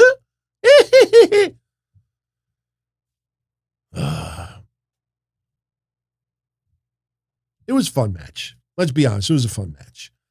But Alex Reynolds, John Silver, Evil Uno using Mr. Sacco. Mr. Sacco. I have a Mr. Sacco around somewhere. But he used Mr. Sacco, which, nice little pop. Something tells me Mick Foley is going to make an appearance soon. Maybe it's a backstage segment, but I think Mick Foley is going to be appearing soon. Fun match. I don't think the outcome was ever doubted. There's some people out there that really don't like the way Adam Cole is being used. And I'm like, wait a minute. He just tore it up with Jungle Boy. He tore it up with others. I mean, how could anybody have any problem? The motherfucker just started there. I don't get it. In that case, Adam Cole will be fine. Adam Cole eventually will be fighting, and who knows, maybe it'll be Hangman Page. Now we get, seriously, man, you and I have been saying Cody needs to turn heel for like 2 months now. Ever since 2 to 3 months, ever since the Ogogo match. We saw this a mile away. Now they're doing something rebuilding Cody, where they're in a gym and it's the Nightmare Family or whatever it is. Arn Anderson suddenly can't stop talking without cursing. We get Red Velvet, come here, you bitch, and smacks Cody in the face. What is this supposed to feel like? Raw Underground? Like Cody they're trying to rebuild Cody? Snap out of it. You know how you snap out of it? I am not tearing this Seth Rollins shirt. But you fucking rip the clothes off his back. You crack his stuff. You don't just take a tie. Give me that tie. And you burn it in a fire. No problem. I got 50 others just like that. I mean, I don't know what the fuck this is. But all I know, it's a waste of time. It's a waste of time. Cody always made those lines, I'll retire before I turn heel. I could picture the interview in the future. I didn't turn. The fans turned on me. That's what I think of that. Semantics. I never turned on the fans. The fans turned on me. You watch. Cody Rhodes is a heel already, Chris. Cody is a heel. I always go out of my way to say this. Cody works awfully hard. Brandy works awfully hard. They have earned everything that they have. It wasn't fed to them. Sure, being a Rhodes made it maybe a little bit easier, but you also have some big shoes to fill. Those two should enjoy everything that they have built. But when you're still in COVID and gas prices have gone from $2.10 to $3.95, when buying a steak is $40, renting a car is twice as much money, everything is going up crazy in price, eggs, milk, everything else. And if you look at every advertisement, think I'm kidding? You'll see it now. Go on every advertisement for Rhodes to the Top. Yeah, it's so nice. He's holding his wife, pregnant wife, not pregnant, whatever it is. And if you notice, they always got to make sure his manicured fingers with glossy nail polish is right in front. It's the first thing I noticed. Not even the love between the two, because there's no denying that. You look at it, the way he's dressed, that turns everybody off. That is the opposite of the common man. Again, they should enjoy all the spoils. They should enjoy everything that they have worked hard for. But you don't flaunt it. And yes, this is TNT to blame more than anything else. Somebody in TNT thinks in the middle of COVID and probably a recession, hey, let's take these two unbelievably successful people in wrestling and let's document the pregnancy, the roads to the top, this, and that. And what it feels like more than anything else is when Eric Bischoff is talking to Cody and Eric Bischoff is giving him advice and everything like that, Cody's hair is perfect. The makeup is spectacular. The fingernails are filed and glossed and painted over. The tie is perfectly tied. And when he's not wearing a tie, the buttons are perfectly centered. When he walks around, you can't see a wrinkle on the pants. Fuck you, TNT. I ain't getting fucking behind that. I'll say it again for the 1,000th time. They earned everything they enjoyed. TNT is dangling it and flaunting it. And honestly, that turns the fans off. The fans see a prima donna. That's what they see. And doing this gritty, empty warehouse, snap out of it. Waste of time. Seriously, if I had to take a shit early, I would have taken a shit during that segment. But I went earlier. Next week, we get Cody versus Malakai Black again. For the third fucking time. Is this match going to go 90 seconds this time? Who? Seriously. I mean, yeah, fans are going to get completely behind Malakai Black this time. What's going to happen? Dante Martin? Do what I said earlier. So, MJF with his segment, teasing that he's supposed to face Darby Allin tonight, which was not true. He's got like half his outfit on and he's just running down Miami. Like I said, he probably missed an opportunity. He should have just said on the mic, Miami, just add a D to your name and that's what you are, Miami. Mid. You are Miami. Could have taken other parts of Miami and twist the words to come out the mid. So what happens? Sting's music hits. Sting hits the ring and MJF pushes Wardlow into Sting. He gets hit with the bat. MJF runs out of there. Teases that he's going to go back in the ring, but he doesn't. No Darby Allin. MJF, monster heel. Wouldn't be able to say half the things he said if he wrestled or worked in WWE. But it's okay in AEW. Because it's just entertainment. And I'm for that. Like I said, I'm for that. That's why I'm still like livid what they did to one half of the Acclaimed. Tells his name again, not Anthony Bowens. I'm drawing a blank right now. It's actually pretty late over here. It's 11:45. Been up since early.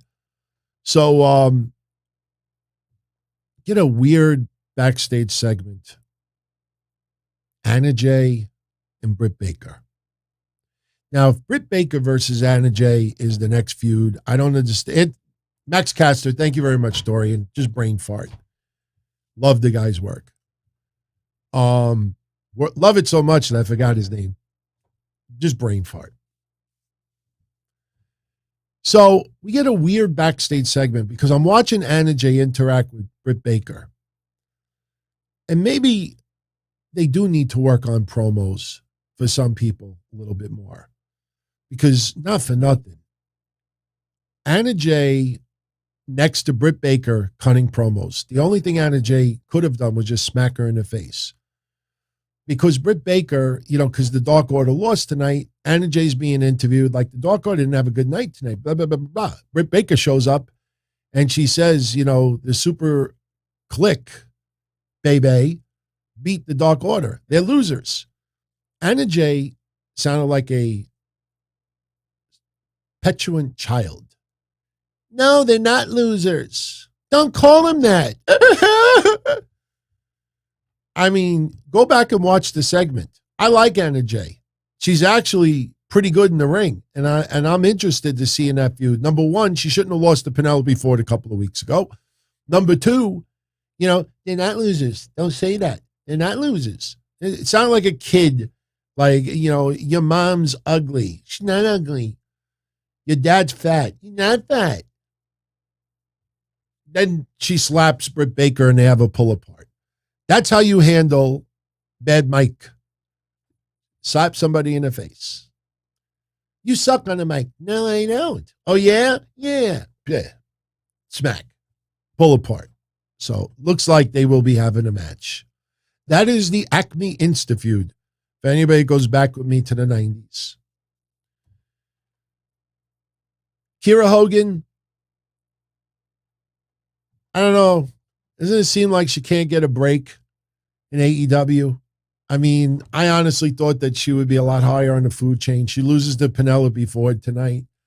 And the only reason why some of this made sense was because yesterday after Rubo Soho beat the bunny, Penelope Ford got involved. Rubo Soho, almost gets the beat down. So sure, Rubo Soho shows up after the match is over. Everybody gets angry after their foe wins. Isn't that weird? Like sometimes people do a run-in and they cause a disqualification. That's another thing that AEW really needs to start changing. Just because Tony Khan is a 15-year-old fan hated disqualifications. DX beat the nation by disqualification. God damn it. Triple H beat The Rock by disqualification. God damn it. I might be a little too much with the harsh words. Triple H beat Daniel Bryan. Darn. Roman Reigns lost to Braun Strowman by DQ. Dang it. Gosh dang it. This guy obviously was one of those guys back in the day on the message boards. Another DQ. Gosh darn it. Why is so many DQs? Why the fuck does Rubo Soho wait until after Penelope Ford wins to then hit the ring? How come other people win their matches and then the people that they hate hit the ring?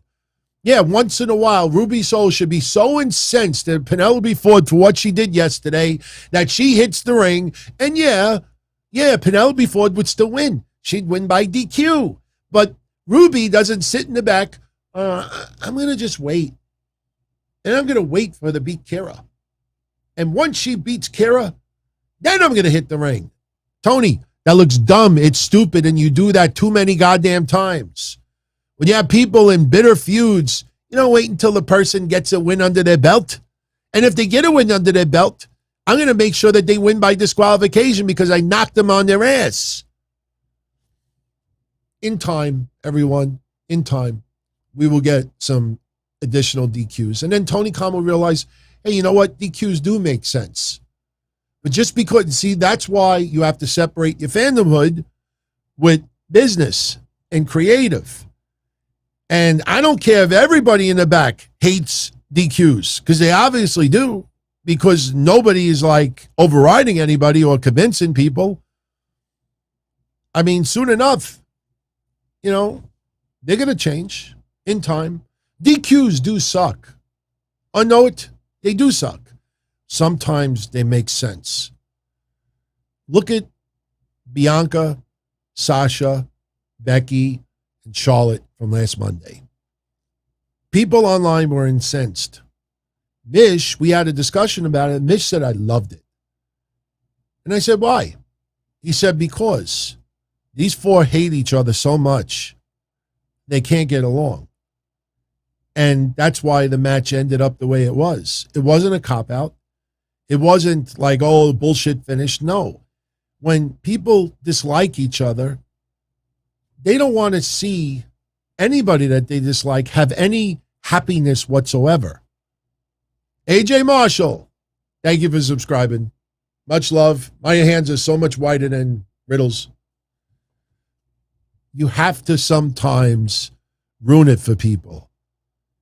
Rubo Soho should be hitting that ring halfway through the match, not waiting until Penelope wins. But that is the refusal of having DQs once in a while. So they announced next week we got on Rampage, Britt Baker versus Anna Jay in a non-title match, which means probably likely Anna Jay will win, which will set up a title match for later on. Pac versus Andrade Dos. I'm fine with that. And you know what? Props to AEW. They don't do rematches so close together. And yes, there was something, a little bit of injury, but they got to do that more. There is no reason why they can't book the same match 2 weeks in a row. WWE, and I'm not trying to compare it to, but WWE does it every other week. Every month, you will have some matches happen multiple times on TV. If it's two people that you really fucking enjoy, so what? Give me Bryan Danielson versus Minoru Suzuki again next week. Have Minoru Suzuki win. Now it's tied 1-1. Oh, we can't just leave it 1-1. Let's have the next one. Yeah, Ben brings up a spectacular point. I got to give this to Ben. This is one of the, and I'm not trying to diminish anyone else. This is one of the smartest comments that I have read in a very long time. Benjamin says it's funny that Tony Khan is okay with screw jobs and massive beatdowns, but is against DQs. That is pretty spot on, man. That is freaking pretty spot on. So right now we have Cody versus Malakai again next week. And remember, we are going to have the Eliminator tournament We're going to have Dustin versus Bryan Danielson next week, Lance Archer versus Eddie Kingston, and Orange Cassidy versus Powerhouse Hobbs. I think Cassidy and Hobbs may happen on Rampage, and the other two will happen on Dynamite. Again, don't forget, next week, Dynamite will be on Saturday night, so we'll probably duplicate what we did this week. As of right now, I probably will not do a show on Wednesday. You know, if you guys really want to do something, then maybe I'll just hang out and we'll just chat a little NXT. I don't know, but maybe we'll just save it for Thursday. Thursday was so much fun. That show was pretty awesome. So the main event tonight, Bryan Danielson over Bobby Fish. Fun match. Bryan Danielson, give that guy credit. After the war he had with Minoru Suzuki yesterday, he has, a 7-minute fun match with Bobby Fish. I like Bobby Fish. I don't need to prove it. Anybody that's followed my shows knows what I said about him in NXT. But that guy is there to be another person who could help build wins for others. And on the occasion, he'll get the win against someone who should be more on darker elevation. I said that last week, and lo and behold, nothing against Lee Moriarty, who is now all elite, but, nothing against him. But, Bobby Fish, when you see his losses and when you count his wins 6 months from now, you will see a stark difference. Stark difference. And let's hope that AEW is not signing people right now just to prevent them to go to WWE. I'm not saying that Lee Moriarty would have went to WWE, but I'm just saying, you see so many people on that roster and you ask yourself, why are they still signing, so many names where you have so many people on dark and elevation that the difference between here and here is so stark. I don't know. Darren, I don't know if you want to call it enhancement talent. And why do you have to put somebody like that? Why would you want to sign enhancement talent to such high profile deals? I don't know. I mean, it's not me. It's not me. So we talked about the brackets. Now, yesterday on Rampage, just to summarize it, we already talked about Bobby Fish beating Lee Moriarty. We already talked about Bryan Danielson over Minoru Suzuki. If you have not seen that match, watch it. It's out of all the Minoru Suzuki matches we've seen in AEW, this was not even close. My favorite of them all. And again, like I said earlier, people out there that are ripping into Bryce for being a little bit animated. I don't know if anybody noticed tonight, Bryce with a little bit of animation also, him getting a little bit loud. No. The more, I don't think people understand, the more they bitch online about this, the more AEW say, Bryce, do even more. Bryce, get even more animated. They did that with Aubrey Edwards a year and a half ago. When people were going out of their way and the noise was getting louder, AEW was like, go ahead, do it more. I have no problem with referees being a little bit animated. Hell, if you go and you watch, because Thursday I aired for everybody the first ever confrontation, the first ever one-on-one match in history between Sanjay Dutt and Loki. I have the footage because I went halves that night with the Match Maniac for that show. So I own half the rights to that match. Incredible match. So early in their career, especially Sanjay Dutt. This was 2003. If you watch that match again closely, you watch the referee, who was an ECW referee before then. And when you see Loki connected with some kicks, you will see the referee go, you're like, wow. It's subtle, but referees do react to what people do in the ring. Some just are a little bit more animated than others, and it's at the discretion of the promotion how much they want that to happen. But Bryce did absolutely nothing wrong yesterday. people saying that, oh, he tried to be the center of attention because the thing that people were saying was, did he need to be in that photo? When they were jaw-jacking each other and talking smack, did the referee need to walk in the middle? That's nitpicking, man, in my opinion. I mean, I have said the referees in AEW is one of their bigger problems. I still feel that way. But I think we're being a little bit too critical with what happened with Bryce yesterday. He didn't do nothing, in my opinion. So, Ty Conti over Santana Garrett. I mean, I understand, why you push Ty Conti, but, fun match, but I don't see where Santana Garrett gets momentum. I don't see it. Rampage yesterday, CM Punk over Matt Sydal. Great match. Nice sign of respect after the match is over. This match was very important for Matt Sydal. You don't know the background about it, look it up online. Decent match. Rubo Soho over the Bunny, like I said earlier. And then you had, as we talked about earlier too, the Inner Circle. Chris Jericho, Jake Hager, and Sammy Guevara. They lose to Junior Dos Santos and Ethan Page and Scorpio Sky. We had Jorge Masvidal nailed Jericho towards the end of the match. He'll obviously be getting a receipt very soon. I tell you, out of everything with this feud with the Inner Circle and America's Top Team, the only problem I have with all of it is Santana and Ortiz. When they cut the promo tonight and Santana is saying for the last couple of weeks we were taking care of business, I might sound good in a promo tonight, but if you remember the weeks as they happened, they were in the back. Why didn't they come out? If you remember each week that they didn't come out, it's not like they were laid out beforehand. And, people were like, oh, maybe they were preparing for their match. Oh, how cute. Oh, how cute. Maybe they're in the bathroom doing number 2. Maybe they're outside vaping.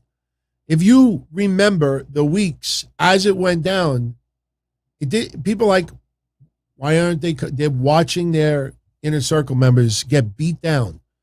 Remember the beat down? Why didn't they come out? Why? Were they being tested for COVID in the back? So it's easy to cut a promo like that tonight when nobody thinks about the last couple of weeks, but that's a big hole in that storyline, in my opinion. So the ratings, we don't have the overall ratings yet, but the early ratings is that SmackDown on FS1 did 793,000 viewers and Rampage did 549. If you remember my show on Thursday, I said that Rampage, for the first time ever since the first dance, I said Rampage's rating would go up this week. And I said that I'd be surprised if WWE breaks 1 million. Why? Because the last time WWE was on FS1, they did like 875,000 viewers, something like that. I don't remember the exact number. And I'm sure they didn't have playoffs like they did. So FS1's number, when you start thinking about it, that's the obvious reason why Tony Khan was so confident thinking that they would beat WWE, finally beat them in the ratings. Because Tony Khan looked at the history, and I don't blame him here. I don't blame you. He looked at the history of WWE on FS1. And the last show WWE was on, I think they did like 875,000 viewers. Tony Khan is probably saying, we already got more than that on Rampage. So why can't we get 875 again? We got CM Punk, we got America's Top Team, we got the Inner Circle. There's no reason why we can't get 875. And he is adamant that his product is better. So that's why Tony Khan probably was confident enough to make that original remark. But when the overall rating comes out, it's going to be pretty much what I said Thursday. SmackDown will get close to 1 million. Rampage will go up from last week, and that'll be the first increase. And if you remember what I said on Thursday, there's no way that Rampage's ceiling, the low part of it, is 400,000. Well, it can't go into the 3s or the 4s. I mean, it just can't. There's no way that I said they would settle in between 550 and 750, depending on a particular week, depending on what time of the year it is, depending on weather, depending on holiday season. I shouldn't say weather, but depending on holiday season, what matches you put on, 550 to 750. Sometimes it'll be higher. Sometimes it'll be a little lower. But that should be the average. The only people that found it, like amazing were the ones that think it's going to get 2 million viewers because they think it's that good, it's got to get 2 million viewers, or the people that want to see AEW fail. And they're laughing. Even though they should have, if they had half a brain, they would have realized Friday night, 10 p.m. to midnight, 550 to 750 is reasonable. It's not a disaster. Dream, how could you say I hate AEW? I watch everything that they do, and I like it, and I praise it. But I also will, hold them accountable, with certain things. By the way, what I wanted to tell you earlier, Impact Rating had a pathetic 89,000 viewers this week. And I already told you about one whack job of a website. Do you know the line that another website put to write off why Impact's ratings were so low? Check out the cute words that they used here. This is the exact phrase. Thursday's taped Impact. They have to bring in taped as if it's just an odd thing. Featured several happenings advertised ahead of time. I want to read that sentence straight through. Thursday's taped Impact featured several happenings advertised ahead of time. That's the reason why the rating was 89,000. How cute. How cute. Yes, others are saying it too in the chat. They love AEW also, but it deserves criticism too. And there's nothing wrong with a little criticism. I know we're in the snowflake age and everybody's got not everybody, but a lot of people have to be coddled and you can't use triggered words and this and that. But man, I'd rather somebody tell me you need to tweak this, or you should think about this, you should adjust this. I mean, if you notice, I don't talk about politics at all anymore. Thursday, if your questions and conversation lead to that and you want it talked about, it's different. But on the other shows, I don't bring it up at all anymore. I don't.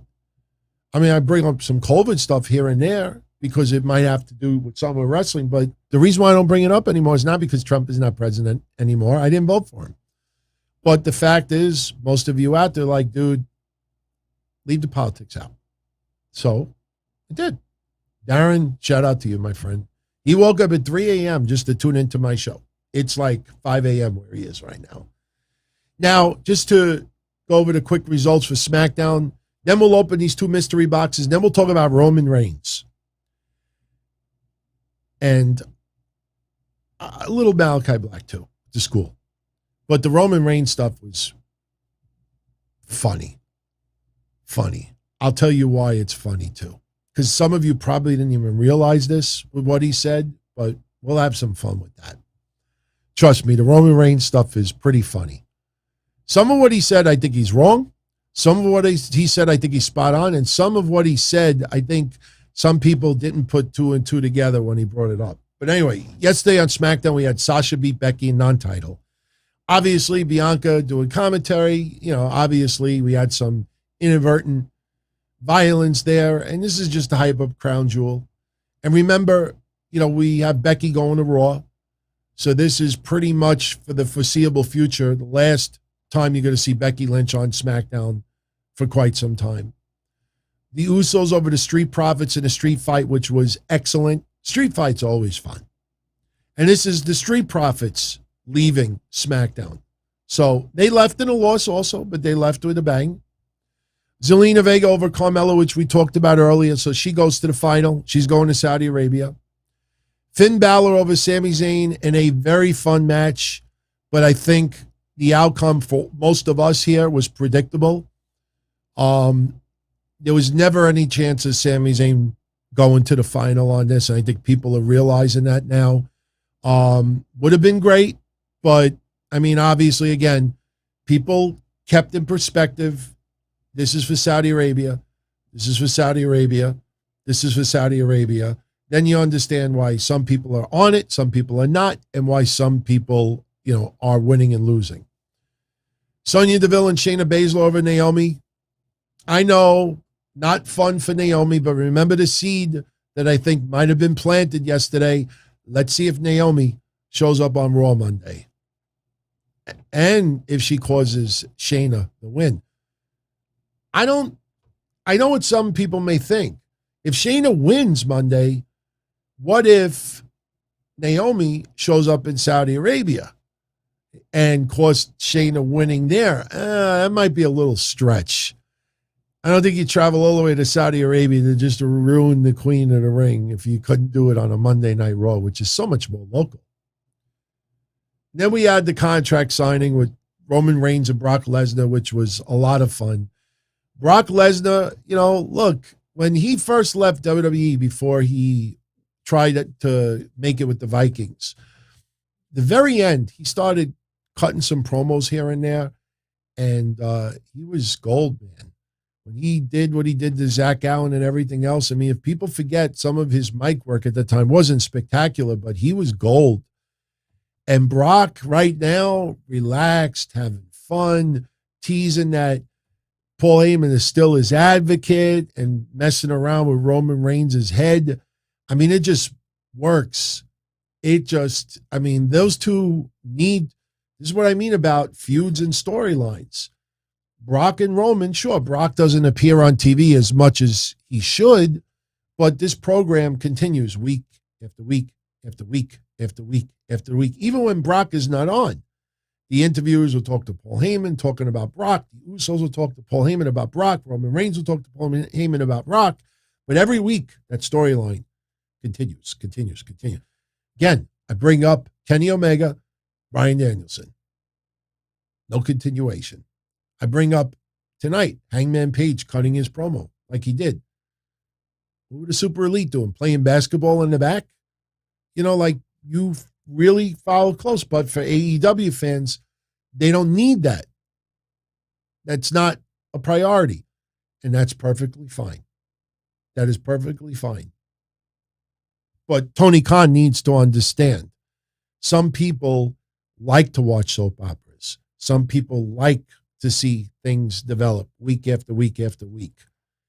And just because maybe in 1998 he didn't feel that way, and just because over the last 10 years he became uber enamored with New Japan and Ring of Honor and the Young Bucks and Kenny Omega and this and that, and it's more about match ratings with Meltzer ratings and everything like that, and the storyline driven stuff is not the top priority. It's the match quality and it's the name value and this and that. That's all said and good. But who suffers in AEW?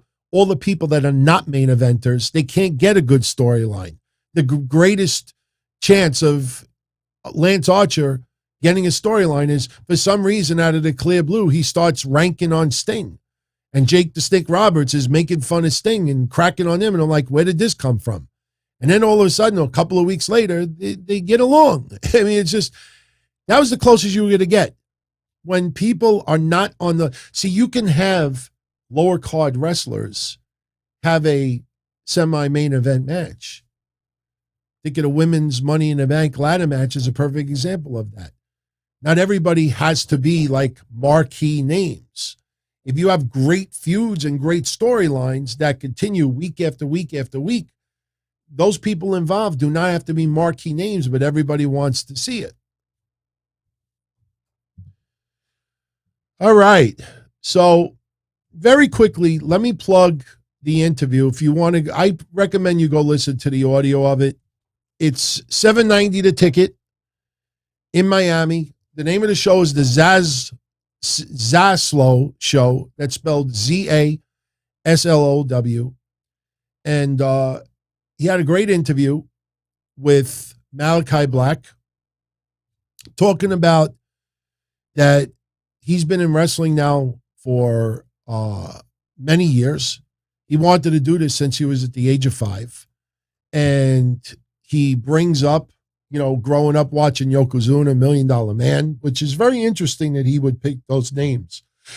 And he watched some wrestling, sitting with his mom and his dad. He got hooked. He talks about his relationship with Zelina Vega. He doesn't see her as much as he would like right now, but they both made a conscious decision. Zelina's been doing this for 20 years. Malakai Black has been doing this for 21 years. And they made a commitment to each other, but this is what they have. And Malakai Black says that he has another 5 years. He hopes to have another 5 years on top and another good 5 years left to help the others get on top. I think that's what part of this tonight was with Dante Martin. And he said, if he could squeeze all of this in the next decade, 5 years on top, 5 years help elevating the stars of tomorrow, then he's good with it. And right now, him and Zelina Vega are setting up a small performance center in their house that they're currently building, and their goal is to start training people and get the next generation ready. So it's a pretty good interview. So you might want to go check it out. I'm going to listen to it in its entirety tomorrow. And I want to thank Jocelyn for sending me the details. She's the one that sent me the CM Punk stuff last time. So, all right. So taking a slug of water. Let's open these 2 mystery boxes. Let's talk about Roman Reigns. Or should we talk about Roman Reigns first? Something tells me some of you out there are not interested in open mystery boxes. So should we just talk about Roman Reigns first and then we'll wrap it up with the boxes? Yeah, that's what a lot of people are saying. All right. Roman Reigns over the weekend got a lot of attention. I obviously was doing things yesterday. I did watch both shows. Talk about Joe what? That Samoa Joe's helping Scouting Town. We talked about that 3 weeks ago. Come on, is that what you're talking about? About Samoa Joe scouting talent? We talked about that 3 weeks ago. I don't talk about news or I wait for it until 10 other websites talk about it. We talked about it, unless there's something else that you know that I'm not aware of. But Samoa Joe is being used right now to help, find stars and help behind the scenes. I don't know if that's what he was talking about. I think it was. Anyway, we'll go back to that. So Roman Reigns was all over. Oh, I'm sorry, come on. Now I feel stupid. He was using Roman Reigns' real name. So I thought he was talking about Samoa Joe because I don't use wrestlers' real names unless they use their real names. So I thought he was talking about Samoa Joe. So my mistake, come on. I'm sorry. Let's talk about Joe Inoue, as some of you prefer. I call him Roman Reigns. Roman Reigns got a lot of attention. And yeah, there's going to be morons online that will rip on everything that Roman Reigns said. Now, the whack jobs that bring up the leukemia, you don't give them attention. I truly believe some people look for ridiculously bad tweets so they can rip them apart and make themselves look like a better person. As weird as that sounds, it happens. Eddie Guerrero was never a B-plus player when he died. He was heavyweight champion. Eddie Guerrero was a top main event character.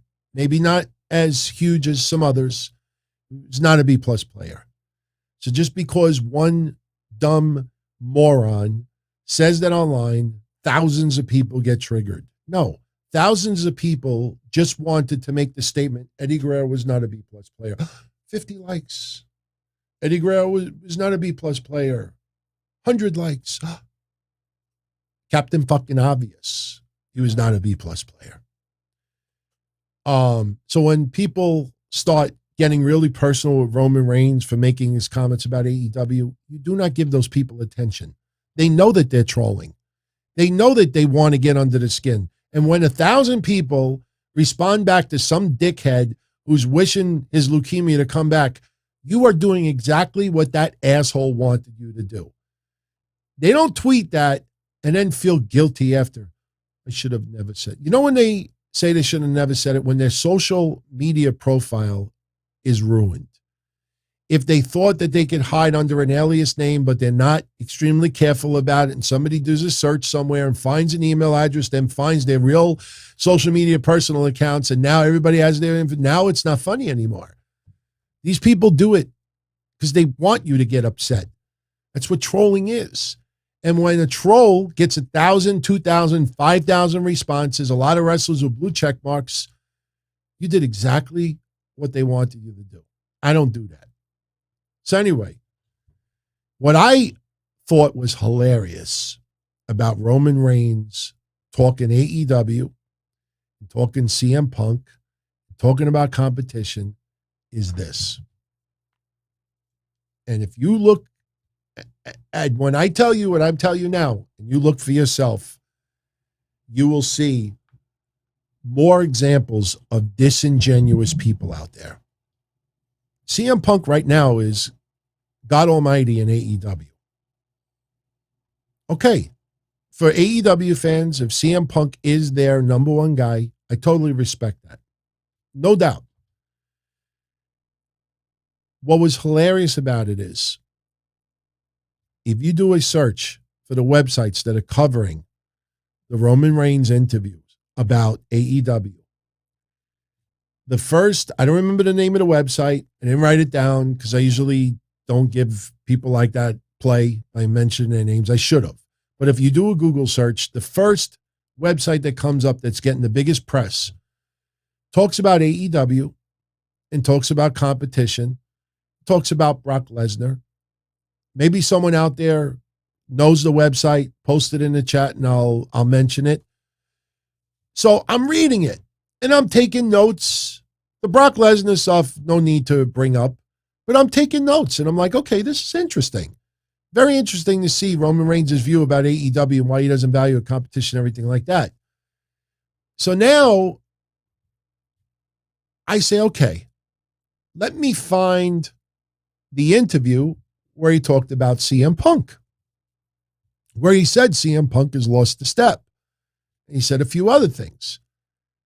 And I do a Google search, and I find a couple of websites that reported it, covered it. I'm taking my notes down, and I say, okay, now I want to see, like, who did he do these interviews with? And I look at all of these websites, and they all say that Roman Reigns did the interview with Mike DiStefano of Complex. Okay? Then it hit me. Look at all of these websites that covered Roman Reigns' interview with Mike DiStefano of Complex that left out all the CM Punk quotes. Never brought it up. If you go right now and you check all of these websites that covered the Roman Reigns interview, you will find some of the biggest websites out there that recapped it and left all of the CM Punk references out. I thought it was two separate interviews. I read the first one and I said, okay, here's the notes. I go to the other ones, I write down the notes, and I'm like, okay, who did he interview with these people? And I see Complex and Complex. I'm like, wait a minute, that doesn't make sense. Then I realized half of these websites refused to post what Roman Reigns said about CM Punk. That is how bad this shit is becoming. Remember what I said on Thursday, everybody?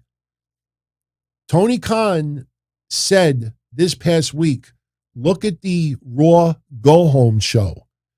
Go Home is the last show before a pay-per-view. He says, look at the Raw Go Home show this past Monday. It sucked. How many of you out there found shows out there in their titles, the Raw Go Home show, the Crown Jewel, and covering it? Raw this past Monday was not the Go Home show. This Monday is. Now, I asked the question again that I said on Thursday. Did Tony Khan say it first? And the people that are gushing over Tony Khan and AEW just copied what he said as gospel, knowing that it was wrong? Or is Tony Khan reading titles of what people are saying, ripping on WWE on YouTube or wherever else, and seeing what they're on, and he's repeating it because somebody made the mistake there? Either Tony Khan copied other people who are wrong, or those people copied Tony Khan who was wrong. Either way, that is not acceptable. And these websites now deleted and omitted big parts of Roman Reigns' interview because Roman Reigns takes shots at CM Punk. Not bad, but he takes some shots. Go look out for it, just to show you how bad this is becoming. So anyway, as far as competition, if AEW's competition with WWE, Roman Reigns says, and I quote, I don't see the real competition with AEW because I think their fan base legitimately is a hardcore fan base. So there's like a ceiling and a built-in ground to that viewership. WWE is trying to connect with everyone. We're trying to connect with the mainstream. We're trying to pull in the casual fan. We're trying to engage the new viewer while also servicing our hardcore fan base and giving them compelling stories to fulfill them as well. That's what he said. Now, I know a lot of people out there took from that statement, what does he mean by a built-in ground? I think what Roman Reigns said by a built-in ground is you have established people who have been in wrestling for quite some time. Kenny Omega, the Young Bucks, Dustin, Who Dat, and others. So you have that built-in ground that has, that start. And you have fans that are already fans of New Japan, already fans of Ring of Honor. Remember what they said a couple of months ago? That this big surge of fans that Tony Khan said that have been sitting on the sidelines that, want to come back, and he thinks the signings and him and the other things will bring them back. I said a couple of months ago that I thought that AEW fans were already CM Punk fans and already Bryan Danielson fans and already Adam Cole fans. And there wasn't a fan base out there that were fans of these guys, but refused to watch WWE or anything else. They were watching something. And because a lot of these fans of these guys were already AEW fans, it's very hard to think that there is a huge group of people out there who are fans of all these guys but didn't watch AEW. And I think the ratings are starting to prove that. So you have that base group of people that are already into the style, and the substance of what AEW offers. I think that's what he was talking about. Now he goes on and says, I don't know if I've said it before, but I've said this before. When the audience is probably the biggest character in your show, that's strange to me. You'll hear it all the time, the reviews and the comparisons. I think because they are the new kids on the block, they're the cool kids in town. I guess because of how premature and how novel it kind of still is. Remember what I said about the newness, the new car smell? He says, I think they're still being babied by these hardcore wrestling fans, which is fine. That's great. I don't think anybody's going to ever, especially from a performance standpoint, say, oh no, there's more opportunities out there. That sucks. So it's not a bad thing. It's a great thing for professional wrestling. It's just a weird argument because there's so much bias and there's so much, I'm on this side and I'm not going to open my mind to the other side. He says it goes both ways. I think he makes some very valid points there. He said, as far as competition, there might be some other people on our roster who maybe think they need to dig deep and get better as a performer and what they do out there at the art form as an art form, but there's nobody in the whole world, any other promotion in WWE. He's better at this art form than anyone else. He's basically saying that he's better at doing this than anybody else. And he stands on that. That's the totality of it. I'm not just talking about, oh, his high spots are so good that he counters real well. That stuff doesn't mean anything to Roman Reigns. When you tally it all up, nobody touches me in the business. So here's the CM Punk comments that a lot of websites refuse to cover. He says, and I quote, so I answered a question similar to this a while ago, and it falls back to what our audience wants to see. If our audience wants to see it, and if they were clamoring for it, couldn't shut up about it, and all the stars aligned, as a businessman and a performer who is trying to seek out the very best for the audience and try to be captivating, I would say no.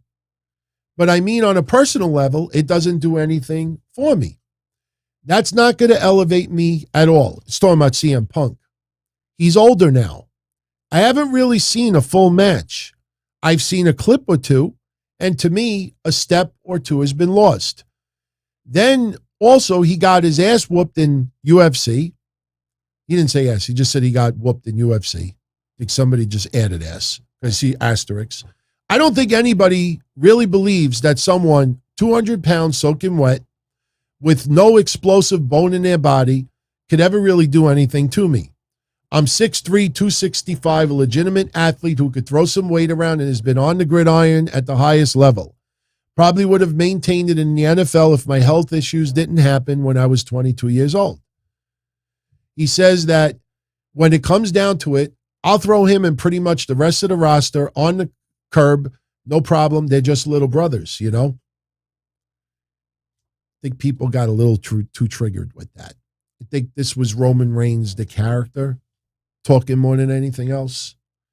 Now, little tidbit. Anybody remember the connection with Roman Reigns and CM Punk? Their first connection on WWE TV? Chat room. First person that actually writes it, I give you a shout out. No prizes tonight. We're giving a lot away. Anybody out there? What was the first connection between CM Punk and Roman Reigns on WWE TV? I want to see. Psycho says Piper's Pit. Xander Elion, Lady Posh, you are right. Charlie Conway is right as well. The Shield. I wonder how many people realize that the Shield was pretty much CM Punk's idea.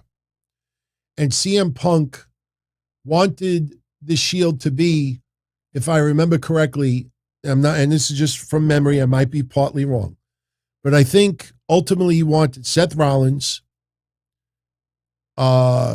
Chris Hero, and maybe Daniel Bryan or Dean Ambrose. Because early on, if I remember correctly, when CM Punk wanted to have the Shield, I think WWE only wanted it to be two people. And they wanted it to be the Big Show and Daniel Bryan. And CM Punk felt that him and Daniel Bryan in WWE should be like Shawn Michaels and Bret Hart, that they really should not like be together, but eventually foes. And then they were pitching 2 people, and CM Punk thought there should be 3. And CM Punk wanted Rollins, liked Chris Hero, and I think Dean Ambrose's name came up too. But WWE wanted Roman Reigns.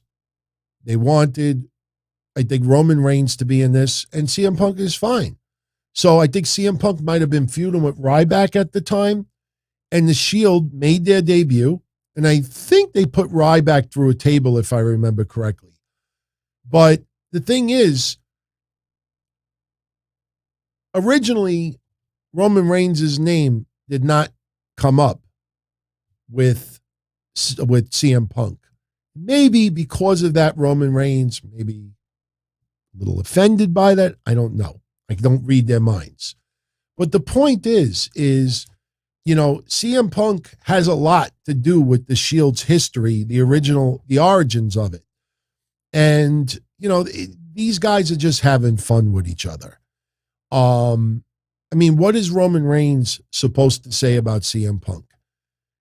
Oh, he's great, good for him, this and that. When he does these interviews, he's partially in character, obviously. I will say this. I think Roman Reigns, if he's going to judge CM Punk and say that he's missed a step, anybody out there can look at 5 seconds of footage and try to come to a conclusion. You look at all these asshole botch pages. And I'm not talking about Botchamania because they do it more in an entertaining, comedic way. That there's people out there who orgasm when somebody botches. If you have somebody have a match and they have a terrible botch or they look crappy in one particular segment, if I pull out that 10 seconds of footage and I put only that online and all you see is that clip, you're going to turn around and say, that person, they don't look good at all. That person looks like they missed a step. That person looks awful. So when Roman Reigns says he's seen a clip or 2, the clips that he may have seen are people that are anti-AEW who posted the worst little 10-second clip of any CM Punk match since he's returned.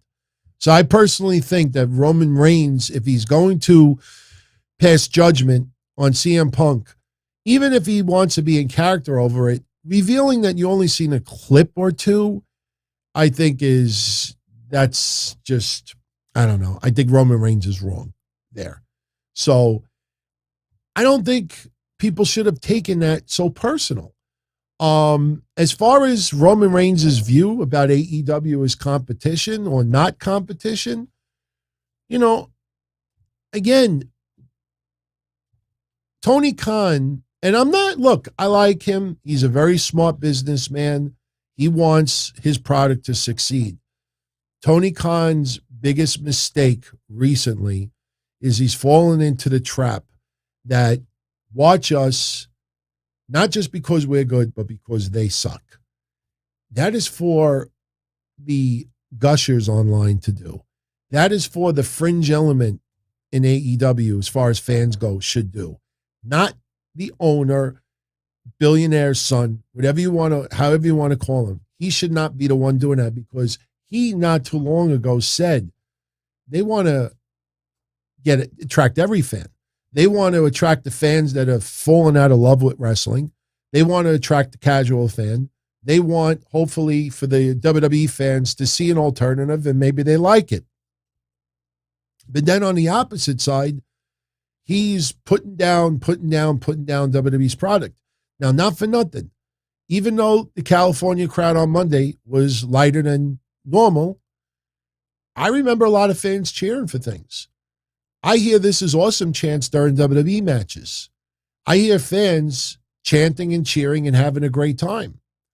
So when they're having a great time and Tony Khan is labeling WWE's product as sucks, awful, terrible, and then you have the whack jobs online that say that on steroids, the fans that are into it, why would they want to give your product a shot where you're putting down the product that they seem to like?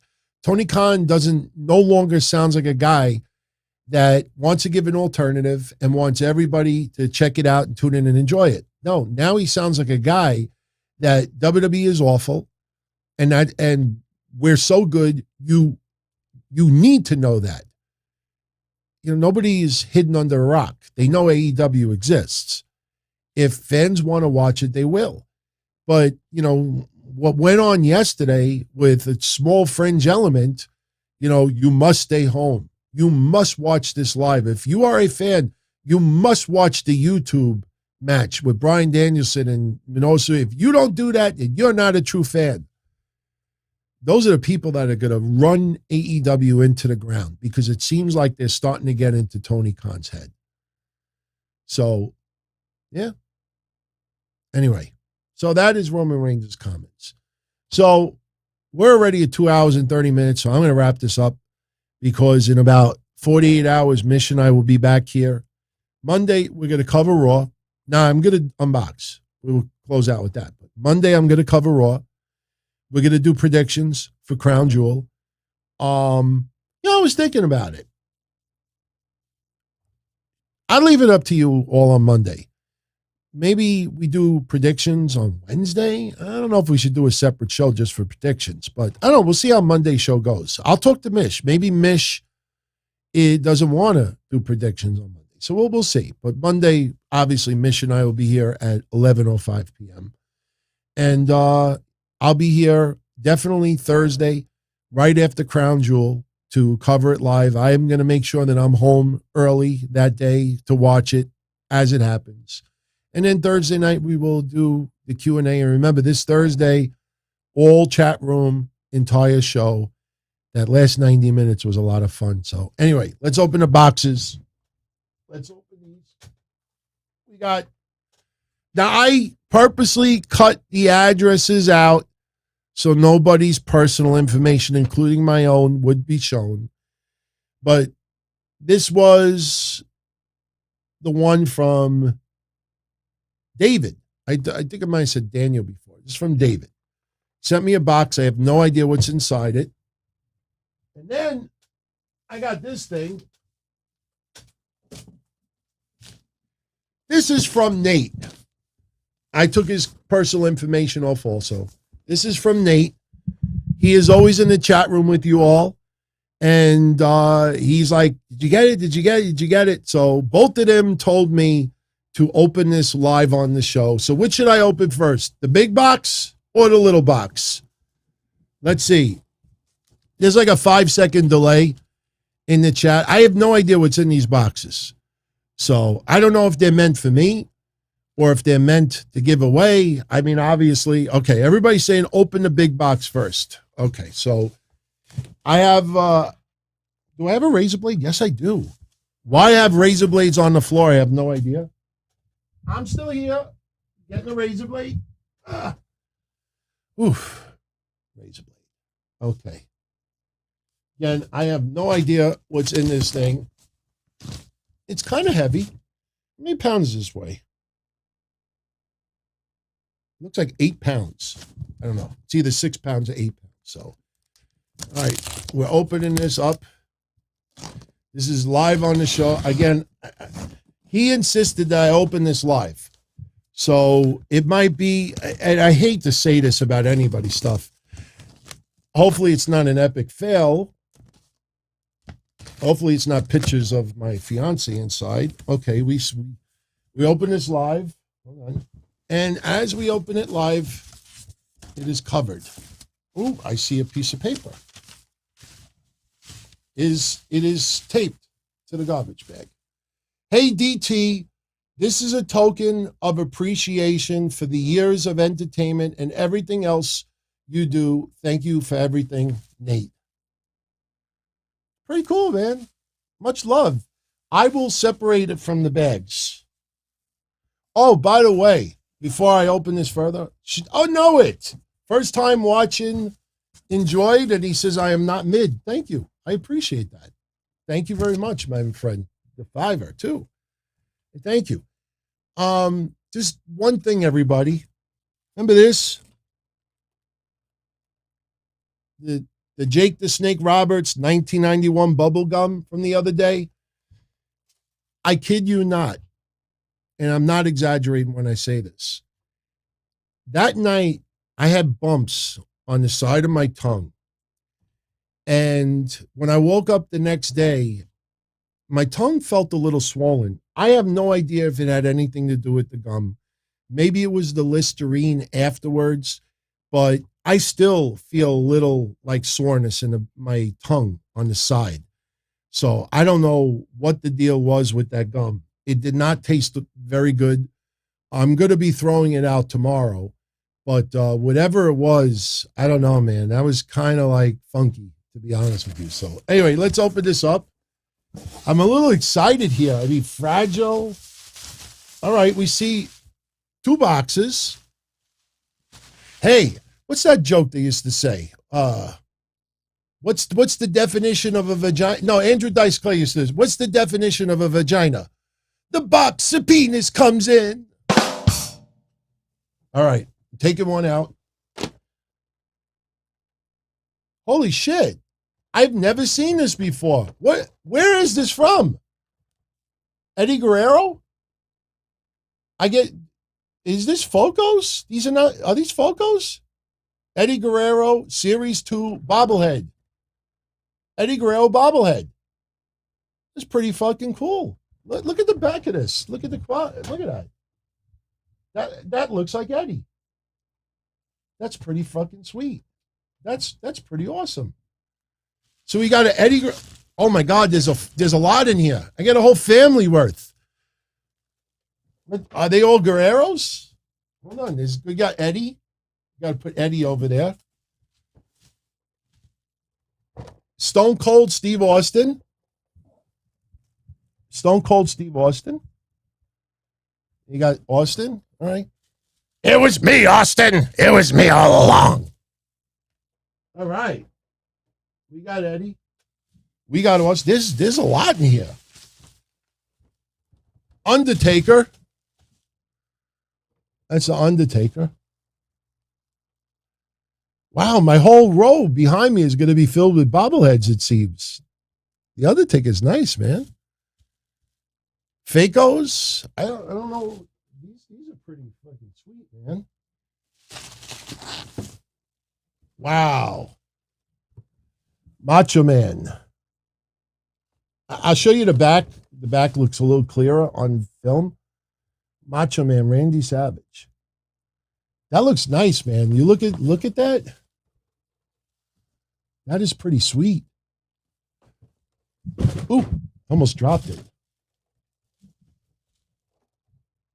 Put Macho Man here. There's still 2 more. Bret Hart. Bret the Hitman Hart. There's Bret Hart. The excellence of execution. These are cool, man. These are pretty awesome. Got Bret Hart. And the last one, let me see if I can guess the last one. I will say it's either Hogan or Shawn Michaels. I'm just taking a wild guess. I can't see it, obviously. It's in there. It's either Hogan or Shawn Michaels. No, but I'm pleasantly happy that I was wrong. Roddy Piper. That's freaking sweet. Look at the back. Roddy Piper. That's awesome, man. Wow. That is freaking awesome, Nate. I can't thank you enough. Look at that. They have company. I'll make sure there's nothing else in there. So, wow, that's freaking awesome, man. Thank you for that. That is really, really nice of you. I dropped a whole bunch of things. Give me 1 second.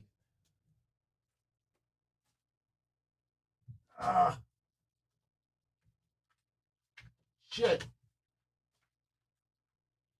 All right. All right, we're good. Wow, that's pretty awesome, man. That's cool.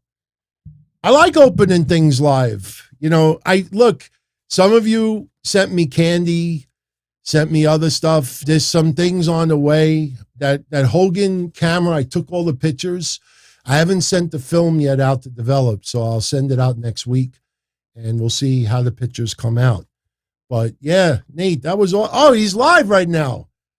Much love, my friend. Yeah, no, these are going in on the wall. I'm going to be making room. And by the way,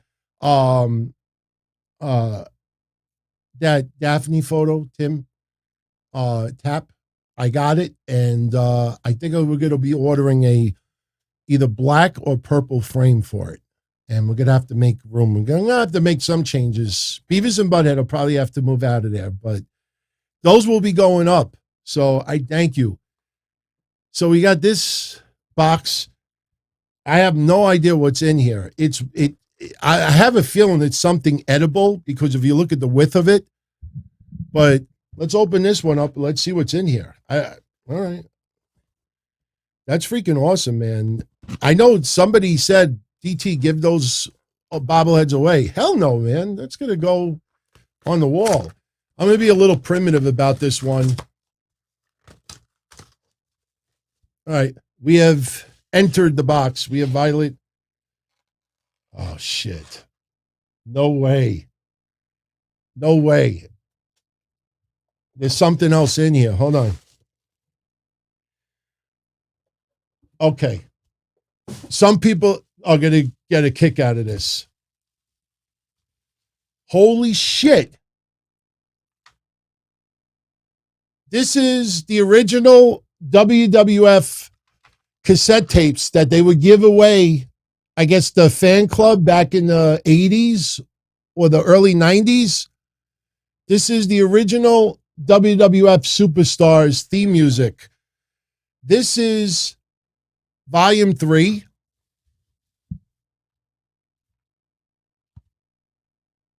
I think this one is Volume 1.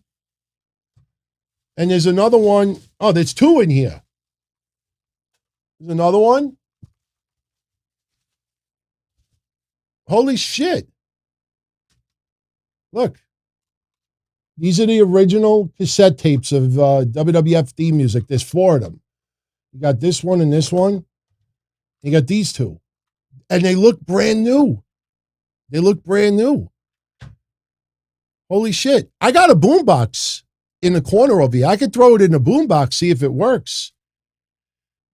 This is the Grim Reaper. Is that Undertaker's music? That must be Undertaker's music. The Quaker Shaker, that's Natural Disasters. I'm looking at the first song because these are rewound to the beginning. So I'm looking at the first song on each one. I'll throw it in and we'll see if it works. This one says Superfly. So Superfly would be theme 1 on here. And I'm just pressing play. So Superfly, you got the Natural Disasters here. This one would be Big Boss Man. This is the first song on the tape. And this one would be Texas Tornado. So if we try these out right now, which one should I put in there? You got Texas Tornado, Big Boss Man, Hard Times. We got the Natural Disasters. And we have Snooker. Those are, at the beginning of these tapes. I could play other songs, but then I got to start fast forward and stuff. So which of those 4 songs should I put on? Just to try, we're going to just try one out. I'm not throwing it, man. These are pretty awesome. That's why I have boom boxes. Which one should I play? Pick one of those 4. Superfly, Boss Man. Well, we all heard Boss Man. You know what I'll do? Maybe we'll put the Natural Disasters on because it's not like a singing song. So probably won't get hit with any copyright stuff. Everybody's saying Big Boss Man. No love for Kerry Von Erich, though. All right, let me get the boombox. It's in the corner over here, so give me about 10 seconds to go get this thing. I have 3 boomboxes in the corner. I have batteries in them because, they work and I still use them occasionally. So, you know what I'll do? Let me do this. This actually be pretty cool. Let me put the bobbleheads here. I'll put the boombox behind me.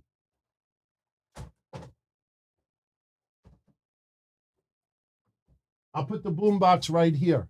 So I'm not naked, so this will take me literally 10 seconds.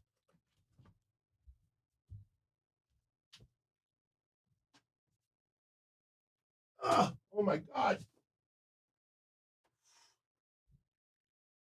This freaking thing is so heavy.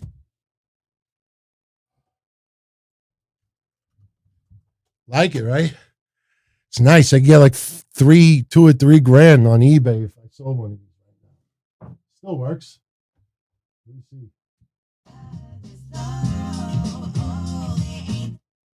Okay, we can't keep the songs on because I'll get hit with trade copyright. All right, let's throw one on.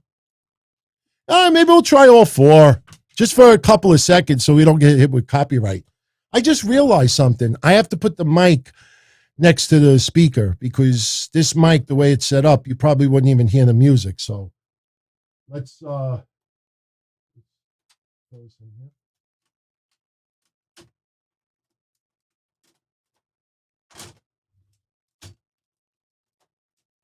There we go.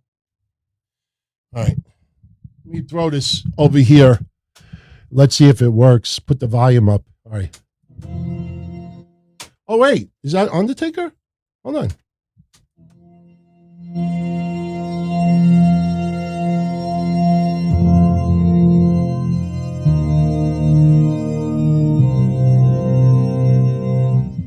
I thought it was the opposite side. Okay. Let's see what's on the back. Let's see.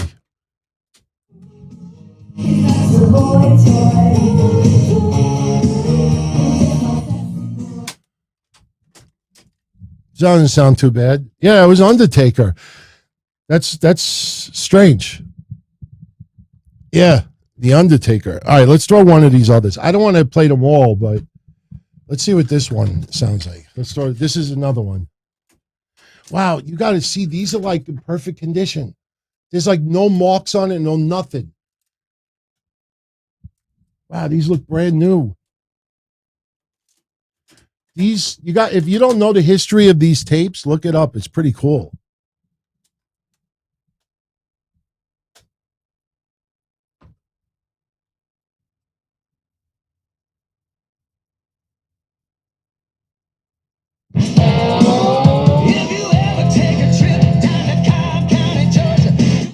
See, I can't play it more than a couple of seconds because we don't want to get hit with any copyrights. So, okay, that was Boss Man. Let's see what's on the other side. All right, let's see what's on this side.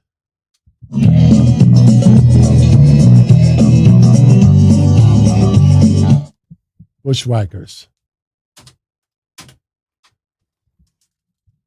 Should I put the other two or should we fix it? This is pretty awesome, man. These tapes look freaking, I'm not kidding. You look at this up close, they look brand freaking new. I think this is the original case they came in also. That's pretty wild. That's pretty wild. I'll put in the other two. Why not? It'll take a couple of more seconds. I just want to put these back the right way. Wow. Pleasantly surprised. I expected it to be maybe gum or something. Here's another one. Let's see what this one is. Let's see.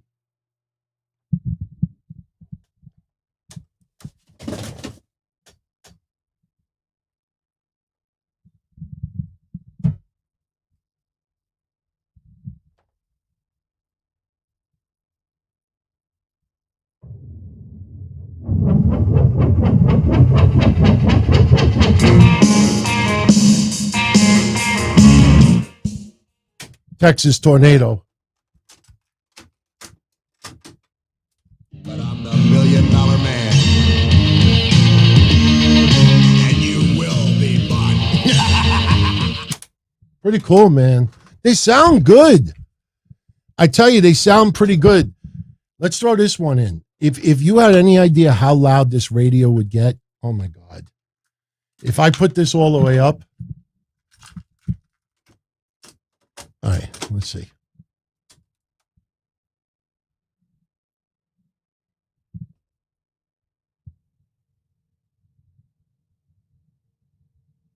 Super fly. snooker. Let's put the other side on.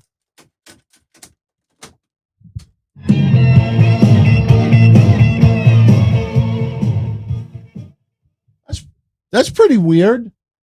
On the original tape, it would cut off Real American. Huh, that's pretty wild. Yeah, they cut it off halfway through. Holy wow, I didn't know that. Yeah, so these are the original WWF Superstars tape. So, yeah, that radio is so freaking loud. I mean, it still works. Everything still works on there. But wow, this is amazing. The tapes and the bobbleheads, wow. Pretty fucking sweet, man. I can't thank you both again. Spectacular. I mean, look, any of you out there, I appreciate anything you send in. I mean, whether it's food stuff or whatever it is, I mean, I appreciate it all. And I thank you again. And, you know, if any of you out there, if you send something, you want me to open it live on the show, I absolutely will. And I will always give you credit for it.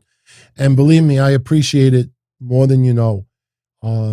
Those bobbleheads, I am going to set them up nicely, and you'll see them on Monday. I'm going to have to probably adjust the lighting too, so they spotlight a little bit more.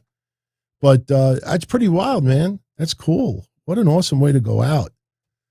So now my place looks like a mess, but thank you again, my friends, and thank you all for tuning in tonight. You know, I know it's another long show, but hey, we're having nice conversation and everybody seems to be having a great time, and that's what matters more than anything else. So it is almost 1 a.m. here. It's 12:59 a.m. to be exact.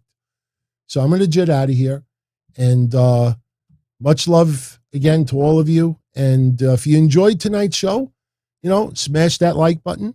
If you know anyone else out there that may not be a subscriber already, you think they would like the channel, let them know about it. And enjoy the rest of your weekend. I'll be here Monday with Mitch at 11:05. And just like, you know what, just like we did in the community section this week with the polls, I'll put up a poll tomorrow to see what you want to do about Wednesday. We could make Wednesday just predictions.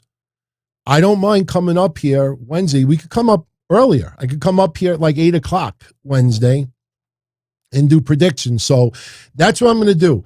In the community section tomorrow morning, I'll leave it up for a day. You vote as far as you want predictions on Monday, you want on Wednesday. And I got news for you. If I asked Mish to come on with me Wednesday for an hour, he would. So I'll leave it up to all of you, and majority rules as always. And yeah, that's it. I'm out of here. So thank you, everyone, as always. Much love. Have a good rest of the weekend. And I'll talk to you all again soon. Those bobbleheads were awesome. The cassette tapes, too. I mean, I'm kind of speechless. So great night, everyone. Have a good weekend. Good night. As far back as I can remember, I always wanted to be a podcaster. For me to live any other way was nuts. To me, those goody-good people who worked shitty jobs for bum paychecks and took the subway to work every day and worried about their bills were dead. I mean, they were suckers. They had no balls. If I wanted something, I just took it. I ran everything. I paid the bills. I paid the host. I even paid the masked maniac. Everybody had their hands out. Everything was for the taking. We always called each other good fellas. You would always hear from somebody. You're gonna like Dante. He's alright. He's a good fella. He's one of us. But if you're part of my crew, nobody ever tells you they're gonna get rid of you. It doesn't happen that way. There weren't any arguments or curses like in the movies. See, your haters come with smiles. They come as your friends, the people who've claimed they care the most for your life. And now that's all over. And that's the best part. Today everything is different. There's lots of action. I don't have to wait around for everything like everyone else. Oh, I didn't get the vaccine? Fuck you, vaccine me. Oh, your delivery guy has COVID? fuck you, feed me. Right after I moved here, I ordered egg noodles and ketchup, and I got spaghetti with meat sauce. I'm no longer an average nobody, while they get to live the rest of their lives like a bunch of schnooks.